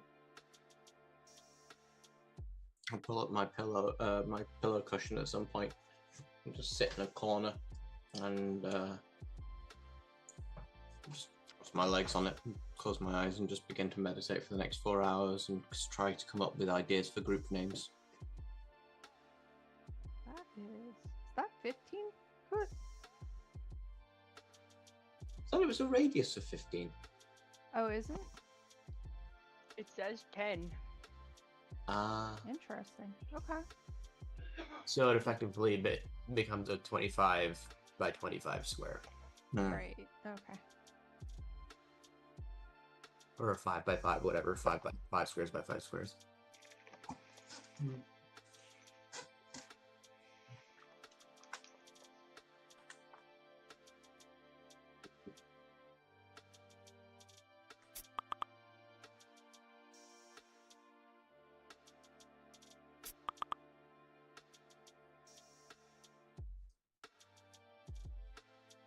Alright, this is where you guys get your long rest. Yay, long rest. Wow.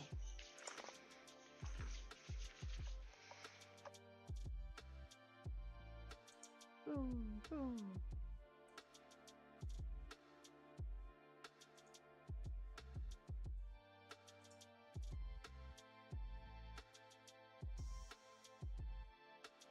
After the 4 hours of meditation, I'm just going to spend the next 4 hours just unchain. Once everyone's nodded off, I'm just going to unchain my book and just go spend the rest of the evening just reading through it, and just all anybody sees is just what looks like me reading under my breath and just muttering what I'm reading and my finger tracing along the page.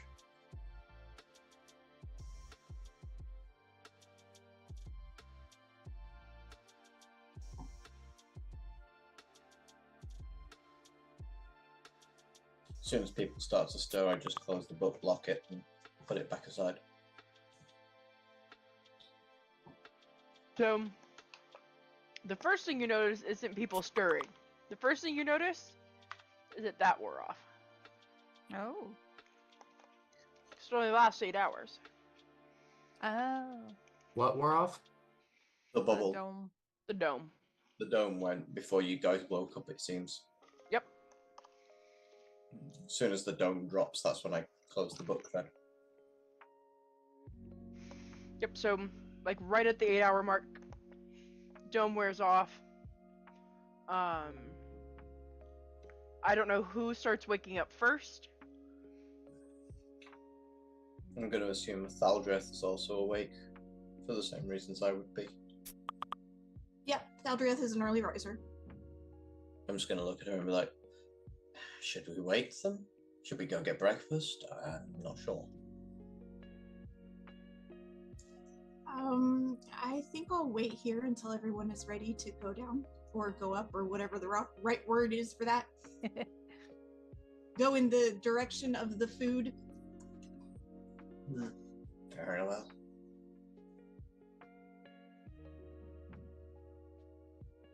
Who do you think wakes up first out of them, and who do you think wakes up last? He just says as he's eyeing the rest of them. I'm sorry, I couldn't hear you over my chewing. Say that again. I said, if you're going to guess, who do you think wakes up first, and who do you think wakes up last? Well, aren't birds early risers? Birds, maybe owls. Not this one. Okay. Some birds are nocturnal. That's true. I didn't think about owls. I was thinking of birds. I say I'm gonna put my money, figuratively speaking, on Dante being the last awake. Ah, we agree on that one. So who first? Does anybody have an increased perception based on smell? No. Okay. I know of somebody who did. Not anymore. This is a moment where it mattered. Don't look at me like that. He's like, seriously? It's a total incredulous look that I'm getting right now. Yeah, I'm sure. I have advantage on perception regardless, but no.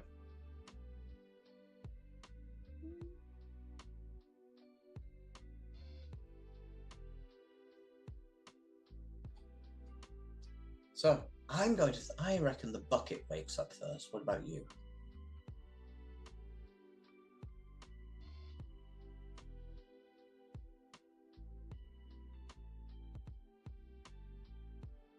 I agree, and I actually said that before we made the smelling joke. And I think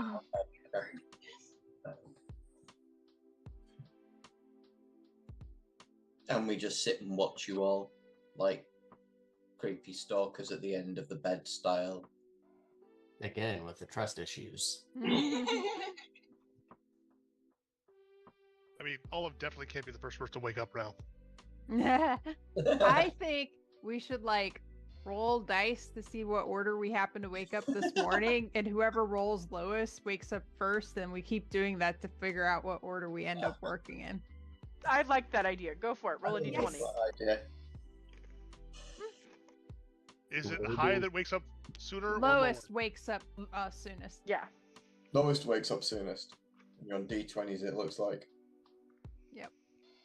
The bucket's up first! Hang on, Beryl and Damn Dante, reroll. Beryl and Yep. Hold on. Can we Beryl get? and Dante reroll. Are we gonna go 2 for 2? Because here's the thing: if if Beryl rolls a 2, she wakes up before Olive. Oh. Nope. Yep.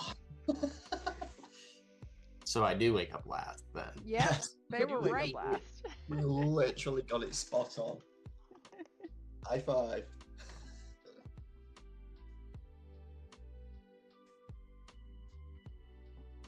That's And this is over there cursing his dice. That was fun though. Wolves, no.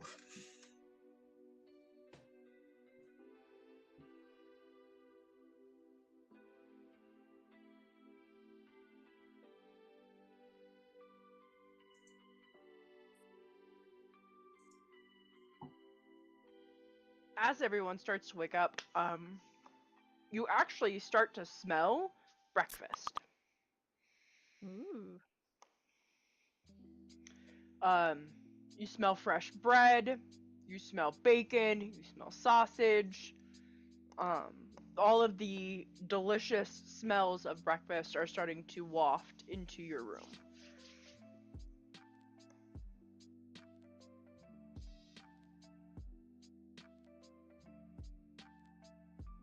As the smell hits, that's when like Dante just almost like in a vampire movie, just like sits straight up. Oh, this bed is not comfortable. Well, you seem to sleep quite a long time in it. I don't regularly need to recover from ship explosions. Dante, you would be able to notice that the bed you slept on was primarily stone. Nice. Ah, yes, this would explain it. I hear that's good for your back. If you wanted a mattress, I suppose you'd have to spring for one. Why would I need a mattress in the spring? That's when it's very comfortable weather outside. No, to spring as in to pay for one. Oh. Would they sell those here? I don't know. I don't think we've met a trader yet.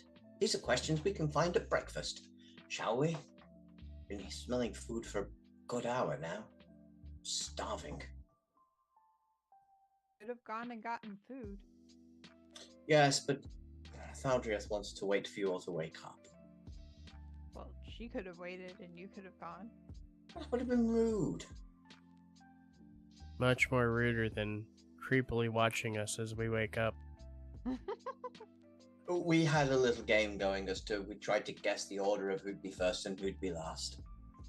Who won? We both did. We guessed the exact same combination.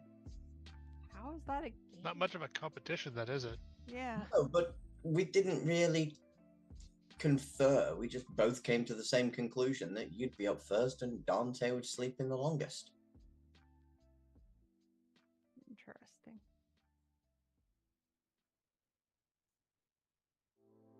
So they weren't just watching us sleep, they were betting on us sleeping. Is that more creepy? I think so. Okay. Look, when you only need 4 hours, you need to do something to pass the time. I didn't mean to be creepy. I just wanted to make sure that no one felt left out. Yes, I'll go no to- one ever means to be creepy. It just happens. I think the bigger problem is if you're betting on who wakes up last, you can always make that bet a reality by stabbing them in the throat. Ah! It's dark. What is wrong with you? Where to start? Well, oh yeah, to be fair, he was trying to kidnap Olive, so when I first met him, so I guess that's right in line. Not Doesn't kidnap, work. take home. Uh-huh. That doesn't work, because then they He don't. Yes, said my will. kidnap. Endis. Yeah? I'm gonna move your token because there's people sitting there. Oh, There weren't when I moved my token over there. I know, because I was not ready for that. I haven't described the scene for you guys this morning. oh. So you guys come down and start hitting the buffet and getting all of this delicious food. Looking around, you notice that there are some of the people familiar from last night. There are some faces you did not see last night. So up here, you've got Marcus. Wait, up where? I didn't see. There it is. Okay. And here is the familiar face of the Dryad.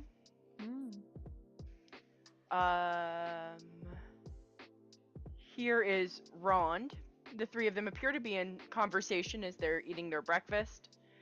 This is a couple that seem to be enamored with each other. This is a new person as well.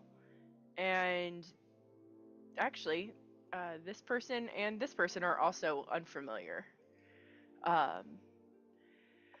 The people down at this table, you kind of recall their faces from last night. Same with the people that are now seated at the table that you guys were eating at before. They all appear to be familiar faces from last night. there does seem to be some faces missing, but that can be chalked up to people sleeping in or going out to do other stuff because it is morning, all that good stuff.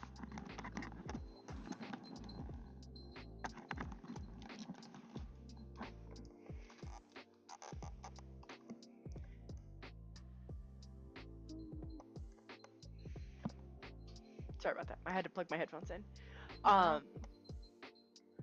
It started yelling at me that my battery was dying. No.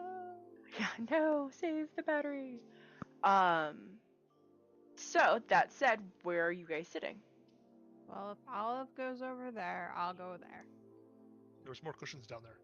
Mm-hmm. I've already brought I brought my chair back from where we were last night, so I just like cushion in one hand, food in the other, and go over to them. You're like Okay. one of my kids that takes their blankie out from their bedroom when they get up. Mm-hmm. Well, it's just I borrowed it. It would be fair to return it. I'm not like one of those people who take stuff from the bar in the hotel and then never takes it back down when you take it to your room.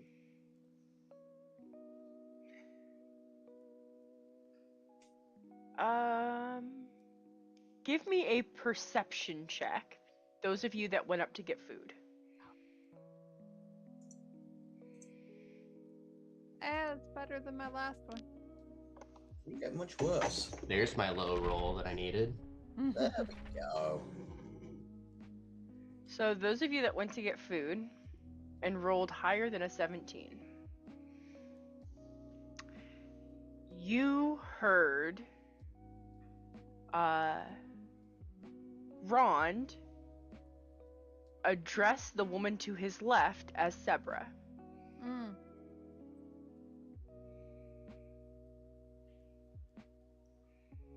Mm-hmm. That said, it's your choice if you want to say, you know what, I heard that, I'm still gonna go join everybody at the brazier, or you may go and join them sitting on the cushions around their brazier. It is your choice.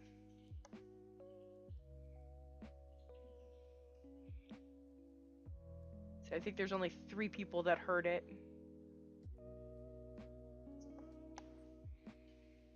So it's also up to you guys if you would share that information with anybody.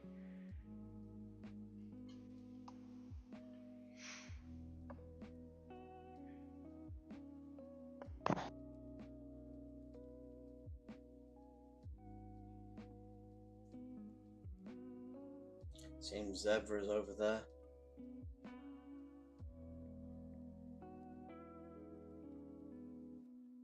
They did say they wanted to meet us. I'm sure they'll probably come over at some point, so try to leave a little bit of space.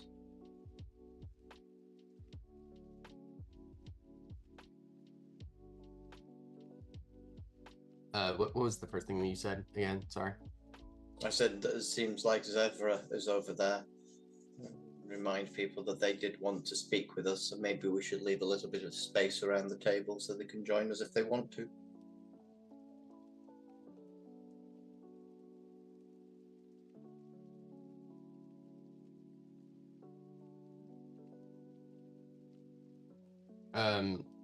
Kind of taking a look over there. What's the kind of feel? Is it still pretty jovial over there, or more serious, or what? So it is pretty jovial. Like, you've got the couple again that are completely enamored with each other. The Marcus and his wife are cracking jokes at them. So they're like, the 4 of them are bantering and laughing. Sebra even seems to be joining in on the laughter. So she's even smiling. Rond seems a little bit more serious, and that's just because, like, you guys know he came with a task when meeting them, and he had that, like, weight on his shoulders of the importance of meeting with them as well. So you would be able to deduce that odds are it was that he was just he's just dealing with that that stress of the meeting. The other 2 seem to be just kind of, again, enjoying the moment. You would probably gather that the couple are newlyweds in some form. So that appears to be why everybody's joking with them.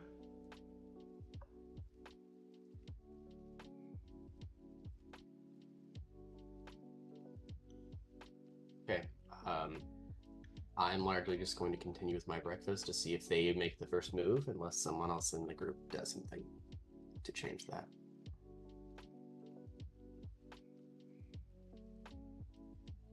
Nope, all of us trying to be unassuming and unnoticed.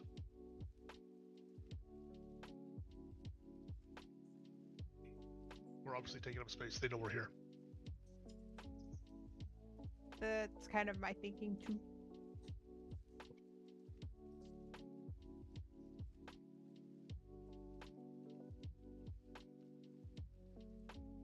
So I had some thought of other name ideas while I was meditating last night.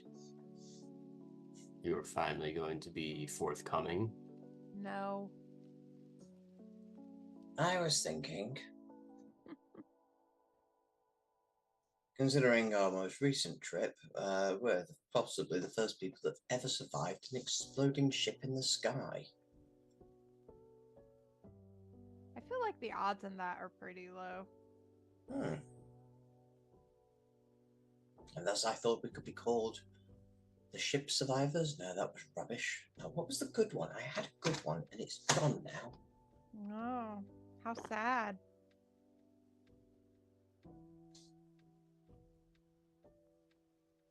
All of your time, you came up with one, and you didn't even like it. No, I had a few others that I thought of, and they were also rubbish. It was the one that it's hard to find a good name. The Shrapnel Crew? Shrapnel crew? No. Sure thing, G-dubs. Dubs? What? G-dubs. Not calling him Gloomwalker. Oh, I see. Just call him Spooky. The chef slip. Ooh. Did you just say that we were the chef special? That sounds terrible. Special. Yes. No. Oh my god. Air fried?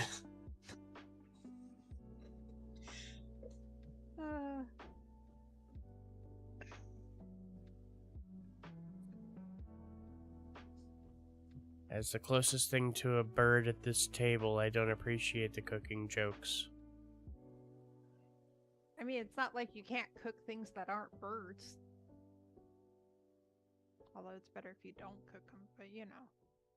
Well, your meat doesn't sell for 1,000 gold a pound. Yes. Let's not bother Nyack. You don't want to hinder the bird. Hinderbird. That sounds like a good one. Hinderbird. That sounds like a great name for a flying ship. That exploded. Sounds like a great way to keep pigeons from shitting on your statue. Oh my Everybody god. reconnected to the... Yeah. Okay, it's not just me then, fair enough. Yeah. And like mine didn't reload, but it said I reconnected too. Yeah. It's weird. Okay.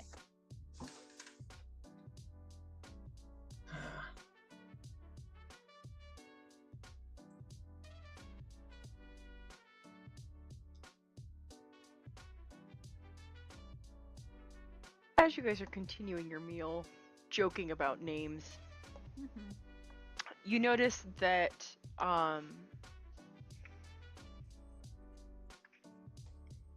Rond, in the distance, you can hear Rond like mention your name at some point. Each of you, one at a time. Not like he rattles you off like a list on a roster, but he's like, "Oh yeah, you know, that's Dante. He was on board the ship before everything blew up. Blah blah blah blah blah. Yeah, no, I heard Olive was really helpful in this and da da da. Like you guys hear your names being said, like I always say, like I call it the childhood response. Mm-hmm. You hear yabba yabba yabba yabba your name yabba yabba yabba, and you're like, well, I have no clue what you said, but I heard my name. Mm-hmm. So what? It's kind of like that. But you hear that as you're like laughing and eating your meals, you do hear your name being said.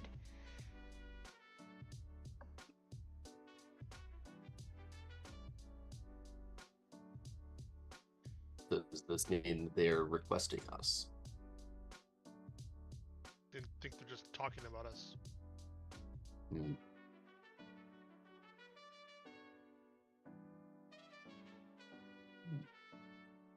They do seem to be an interesting topic of conversation. Well, when strangers show up in the middle of the night, that might startle some. Unexpected strangers.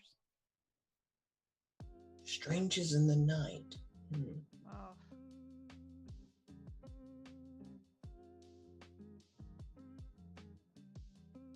I will get up. Sounds like a password for a brothel. Can't say I've never been to one to know.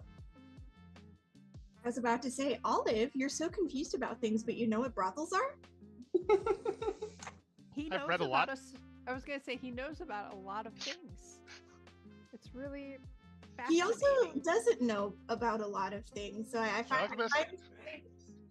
The Alchemist had a lot of Bless strange you. books.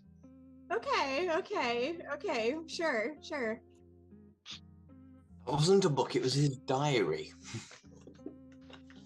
I mean, technically, a diary is a book. Yeah, but what I mean, it wasn't like a. So is a Playboy. No, well, I guess magazine is different. Technically,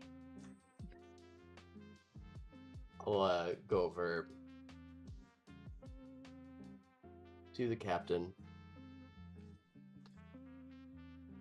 Captain, it is good to see you well.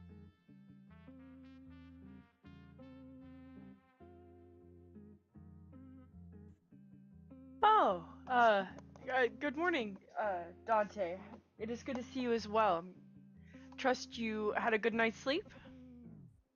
I'm still a bit stiff, but recovering.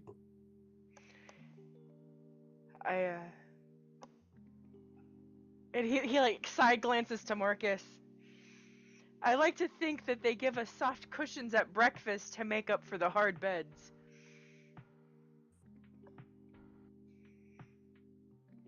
You notice Well, when Marcus like rolls his eyes about it. when your bed is basically just raised floor, it is hard to not come out to breakfast.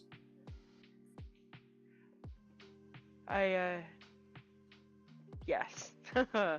I have slept on the beds here many nights, and it does take some getting used to. Rumor has it that the rock eventually forms to the comfort of your body, or it's a lie that they tell you so that you keep trying to sleep on it. I'm not sure which.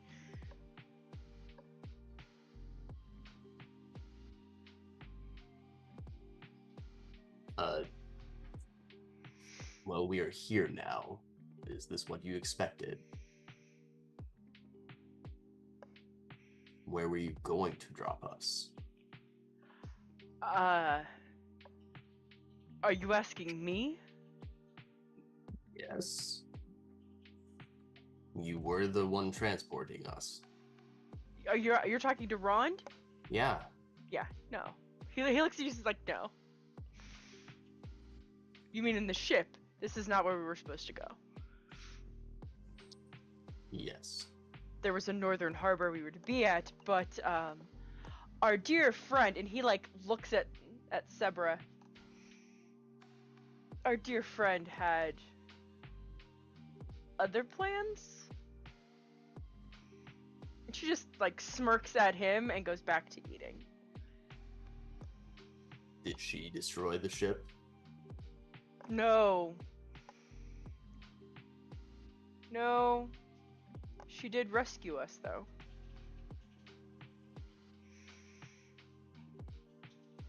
I see. Glance her way. Then I suppose you have my gratitude. she smiles at you, and you notice she is human-ish. For the most part, she looks like a human. But you do get so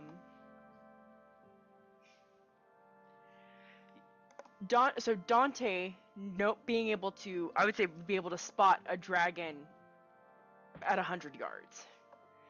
Like, he would be able to pinpoint a dragon, period, very easily. So you would actually notice like tiny flecks of what most people would say looks like glitter. You would recognize them as scales. Okay. And she just kind of smiles and nods at you. Doesn't say anything.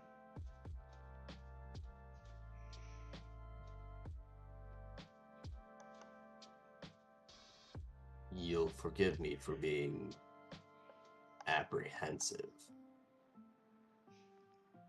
Always.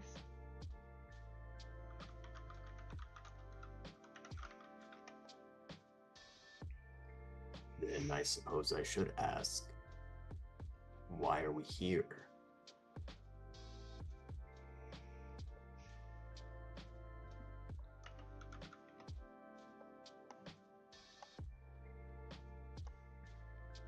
Well,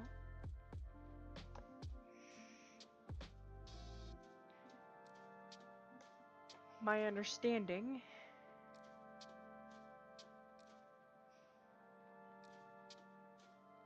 is that there is a desire for us to join a war. And she looks at Rond, who is very quickly just shoving food in his mouth.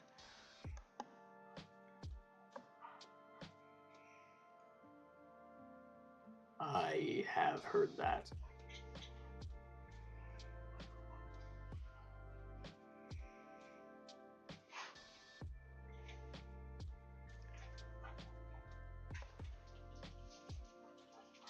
We have stayed away from the Dragon War.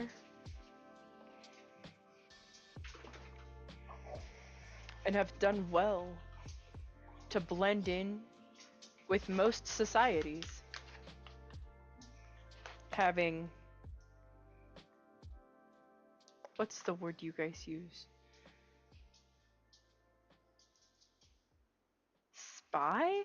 Spies?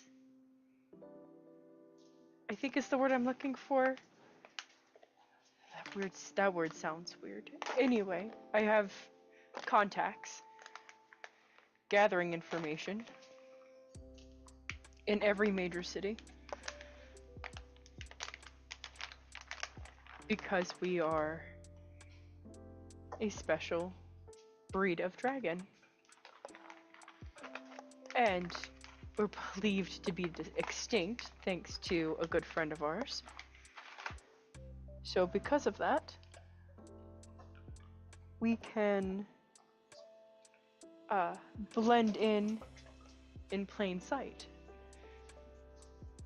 Nobody knows what they're looking for. Nobody knows what we look like. So we can pick a form and make it work.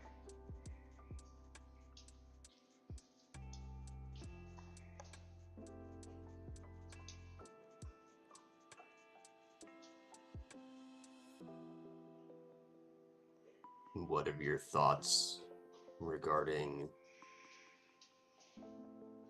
the request to join?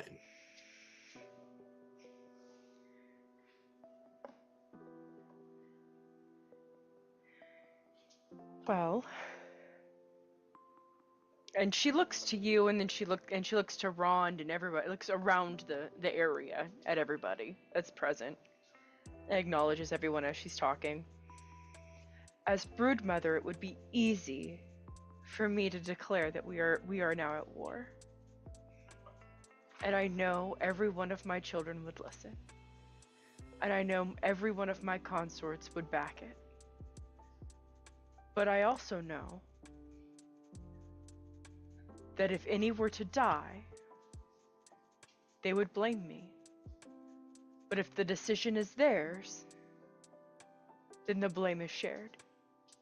And if we come into the decision to join this war equally, then we share blame equally for any issues, and we share glory equally for any wins, victories.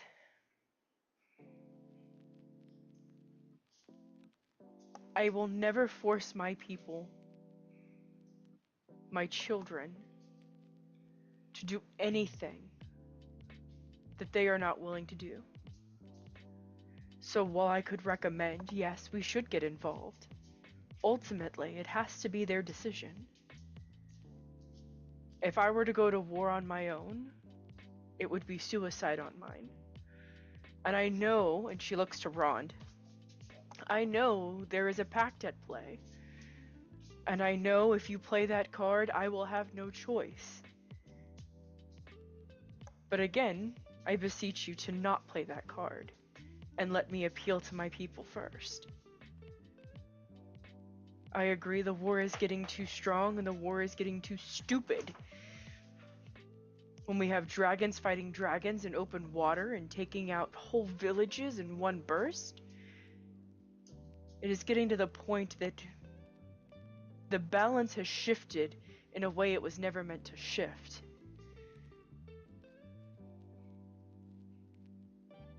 I remember a time when dragons were almost extinct. And I remember a time when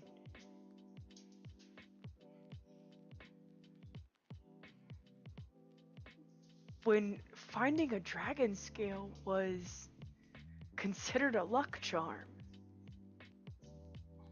And now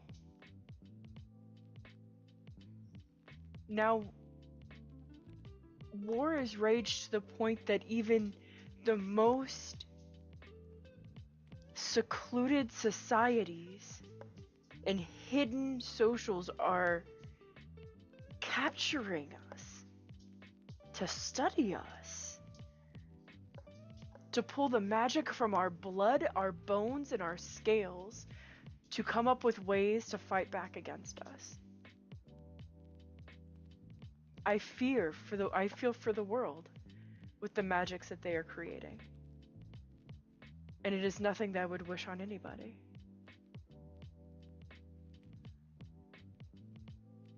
We see humans for what they are. They're good, they're bad. They're emotional at times, most times. But they're still living, and they still have a right to it. Just as we have a right to live, so do they. So do you. And it is not our place to deny that right. So we would stand with you. But again, my brood has to agree.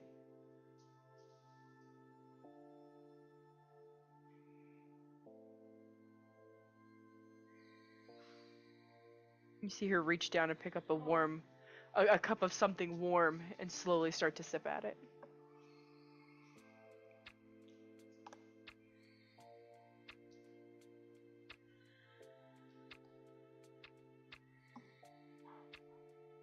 I see.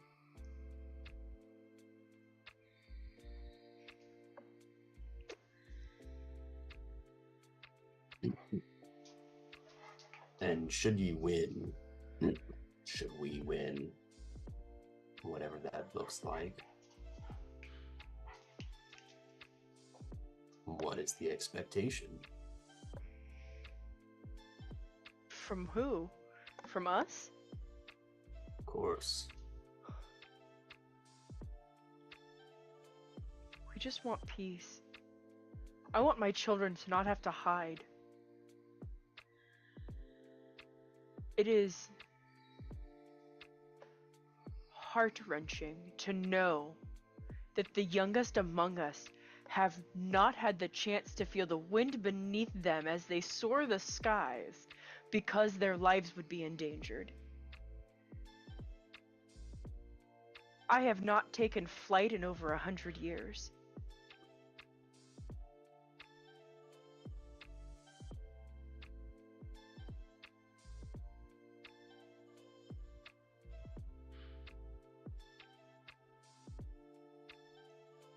We are hunted by humans and dragons.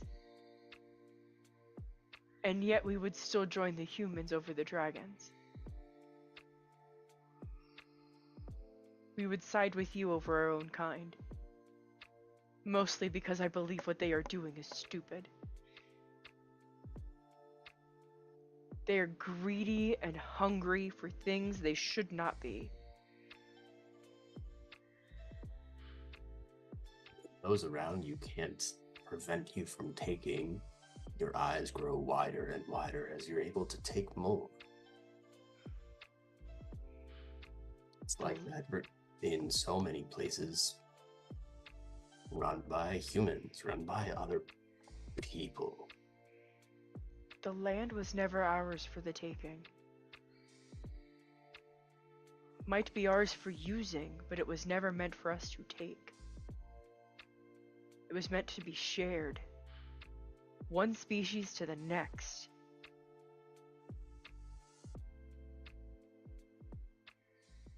The ash from my fires turns to fertilizer for fields that would be otherwise barren.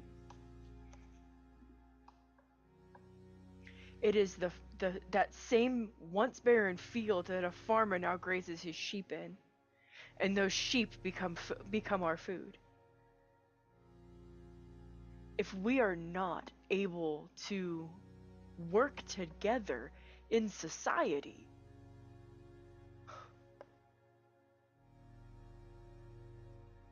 then none of us deserve this world to begin with.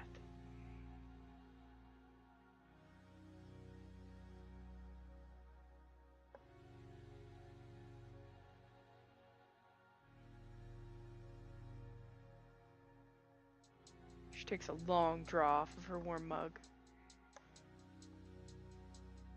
I understand clearly, being one that has seen the horrors of what we live in. But unless there is something to stop them from taking, they can have, what is it? Their cake and eat it too.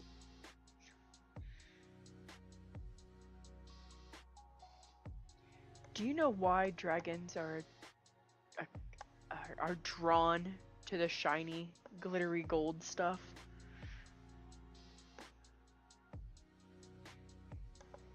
It's because it reminds us of the inside of our eggshells.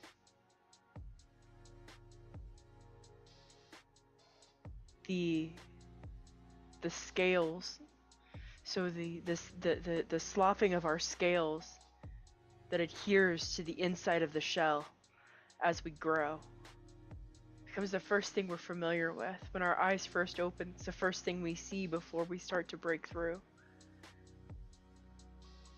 Reminds us of comfort, of safety, of safe harbor, of home.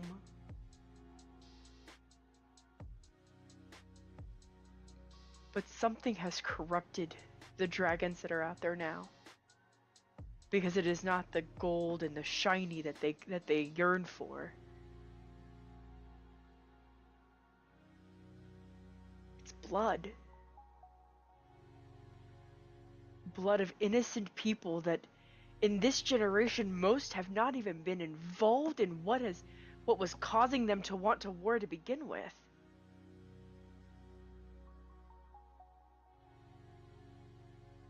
There are few alive now that would know.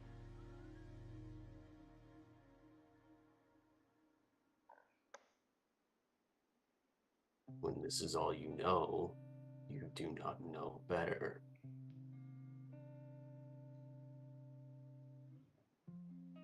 That's just it. It's not that the humans don't know. It's that the dragons that are out there, the broods that are out there now, are taking their pain and suffering from 400 years ago out on today's people. There are not many alive now that were alive then. Most now have no idea of what happened then. But we dragons age slowly. And we grow slowly. And our broods expand slowly. So by the time they had raised up an army, generation after generation had passed that none would know. And yet they still went to war.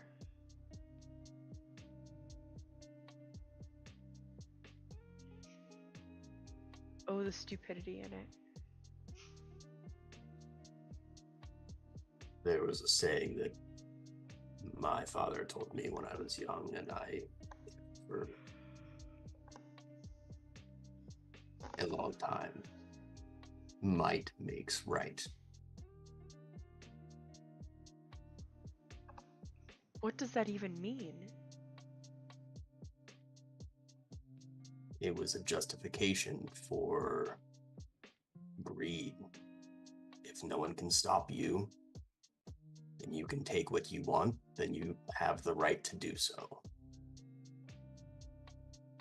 And that is what is happening.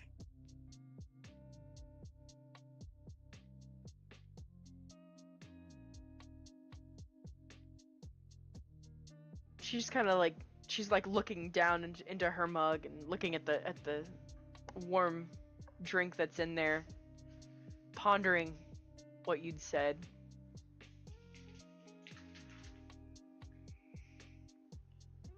Marcus kind of leans forward.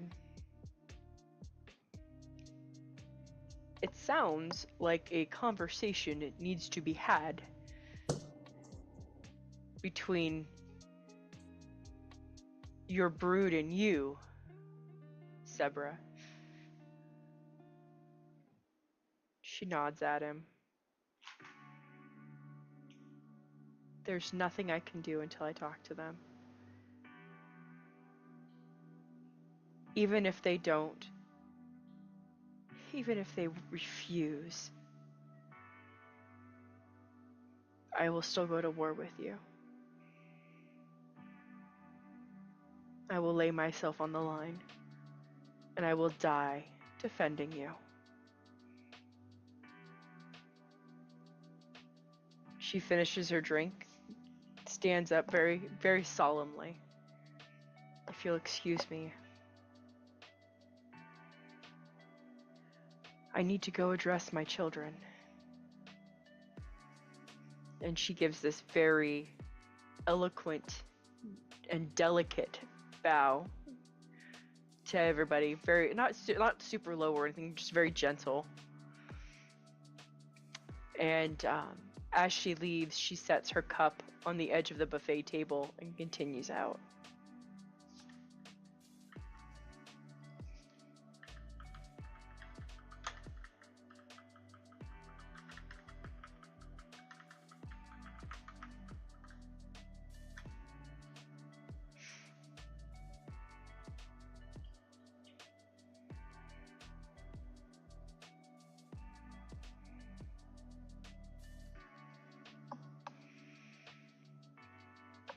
I look over to Ron. It seems your plan is going exactly like you anticipated.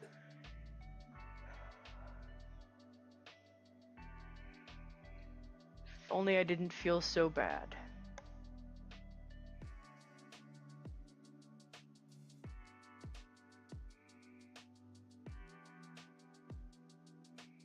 So then what? We just wait. She'll be back at nightfall to tell us what their plans are. You don't have to wait if you don't want to.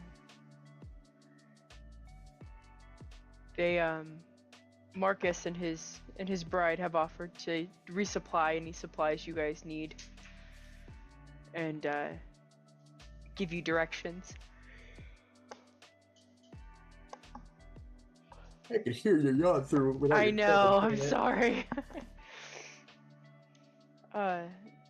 They would give you directions to get to the tree. That's making me fall asleep. Stop it. Sorry. We've got like 10 minutes left. Still just went to go check my bird. How is she?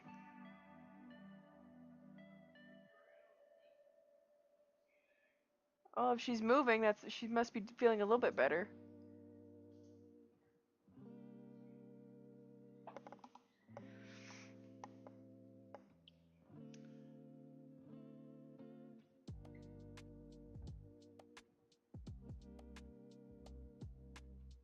I just lost all train of thought thinking about that chicken.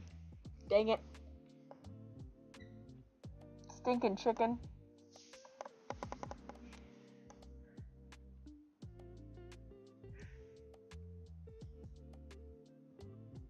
Dante would notice that Rond looks exceptionally down about the situation.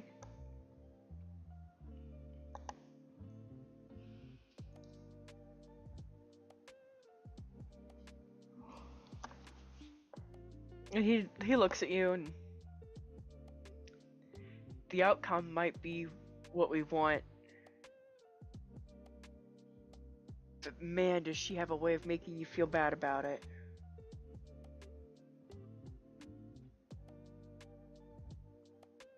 The stories you read of wars won and lost are never as pretty as they are in story form. Even those that survive walk away with some sort of wound. There's always a cost. Yes.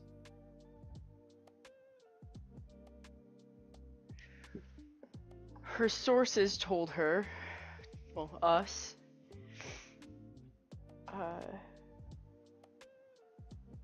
there is a war, like a battle, coming to a head up to the north.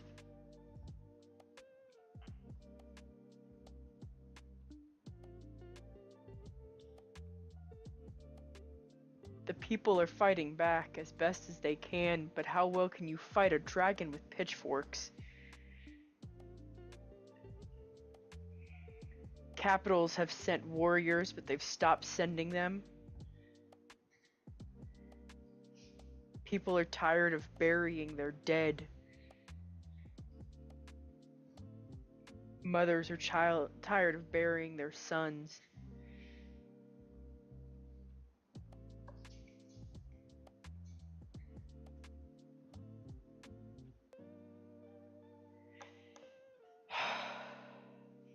All of your shouting into the wind doesn't mean much unless you can change the wind and the direction it blows. Well, here's hoping the flap of a couple hundred dragon wings will do that. I will say I had not realized that Sebra had such a large brood at this point. I knew that they had grown, but I had not realized the size in which that her family had grown. It's remarkable to learn that they've been living among us for so many years. It actually makes me laugh. I wonder how many of them I've run into and not even noticed.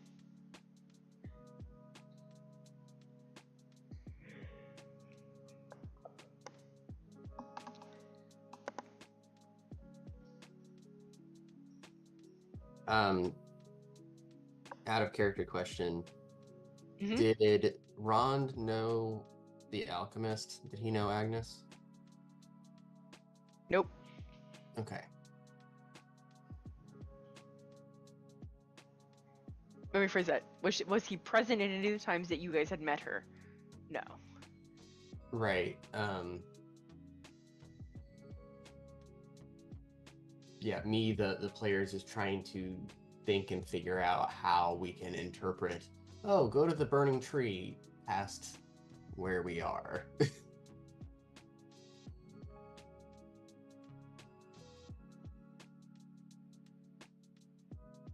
Well, you can always ask him if he knows Agnes and go from there. Yeah.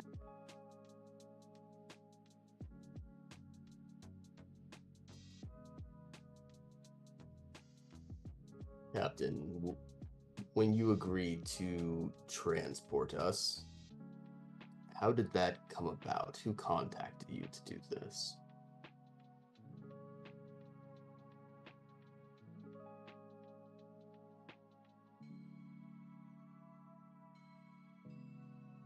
Oh, that. My gosh.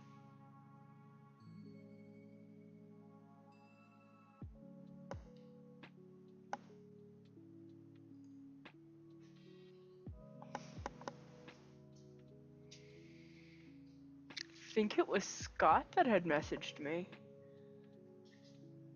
Sent Yes. word. Scott.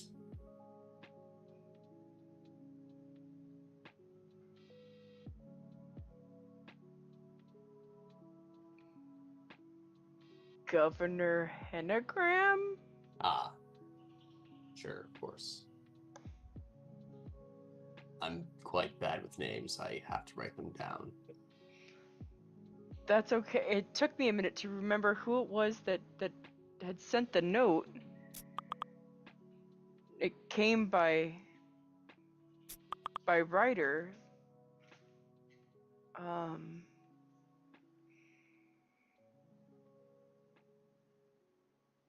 It actually had arrived.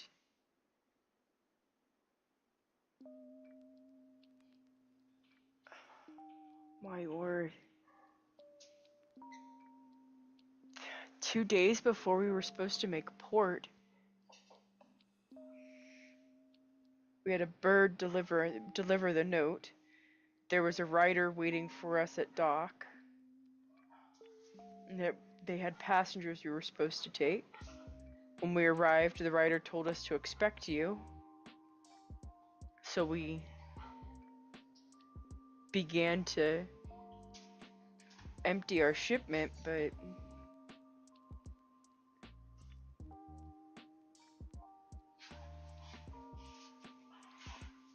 I see.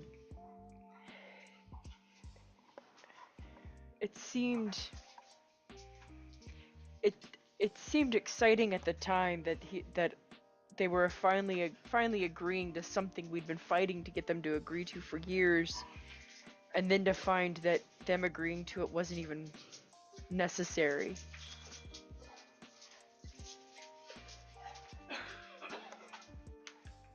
I think that's the part that's the hardest. Well,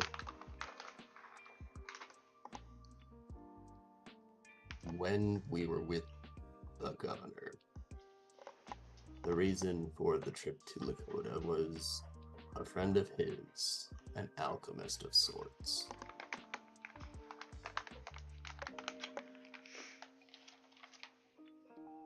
And in some fashion, she knew that we needed to come here, and I'm trying to understand why.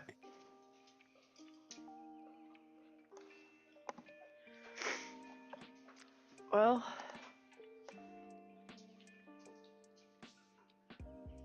I can tell you myths and rumors. And actually, Marcus, you might be able to fill in some of these blanks. The only thing I can think of is the myth of the altar that was erected to the gods right before the tree started burning.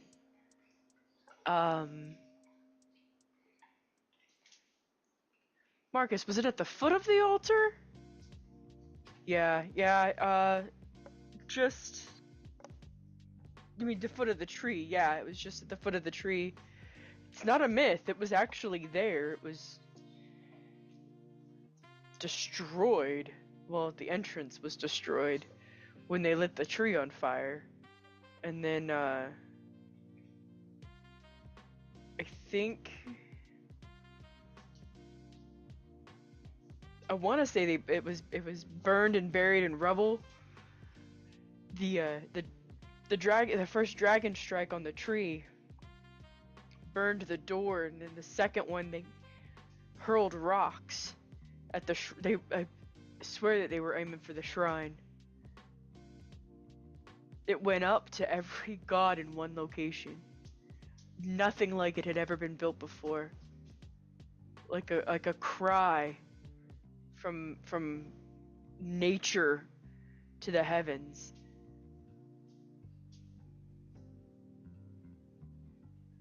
There might be remnant of it still if we can get the rocks moved away.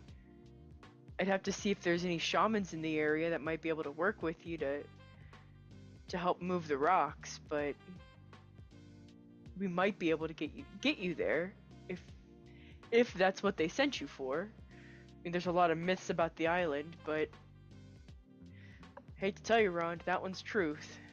I will have to confer with my traveling companions.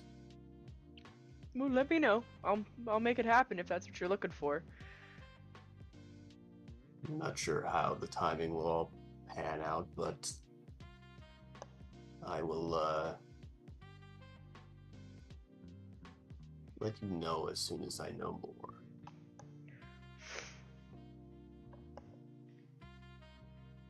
Stand up and give some nods and good day. And they nod back at you.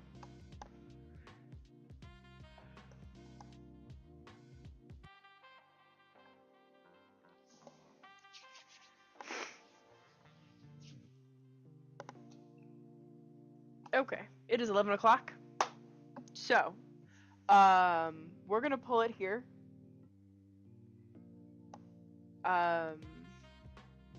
Next Saturday.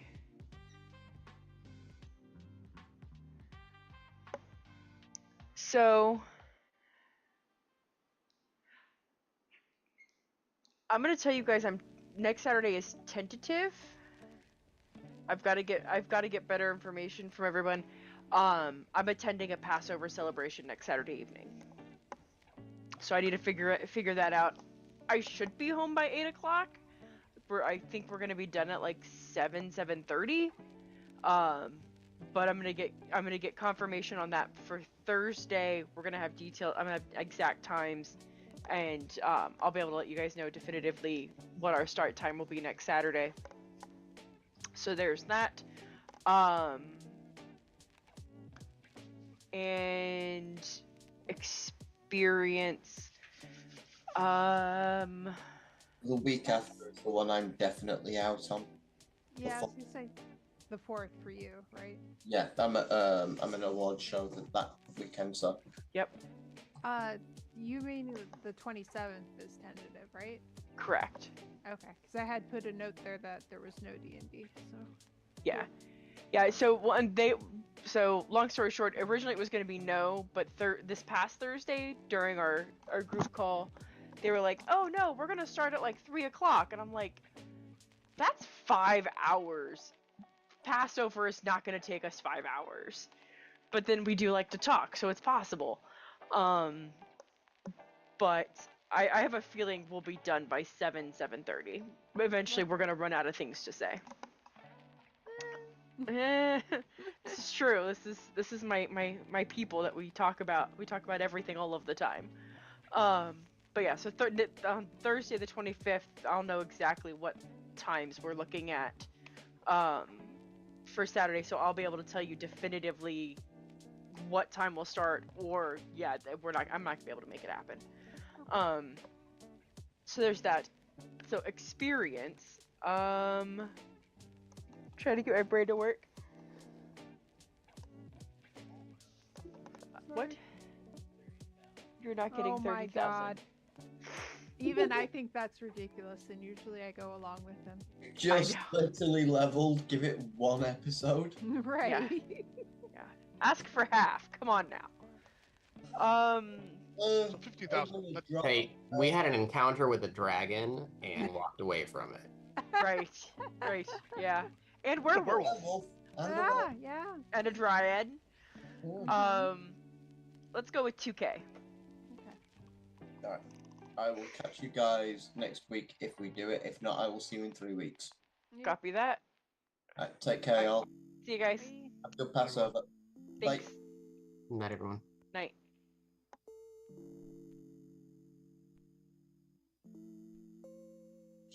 All right, and that's going to be it for tonight. I will be back on Tuesday. Tuesday is going to be, I guess this week is start of season 4. Excuse me, I got the hiccups all of a sudden. It's gonna be I believe the first week of season 4 in WoW. So we'll probably be, if they do the normal rotation, we'll be back in Vault on Tuesday. Yeah. So Tuesday, Thursday will be that, and as you heard, Saturday is tentative next week. So Tuesday at 9 p.m. Eastern, but until then, as always, thanks for coming. Thanks for hanging out, and have a great night.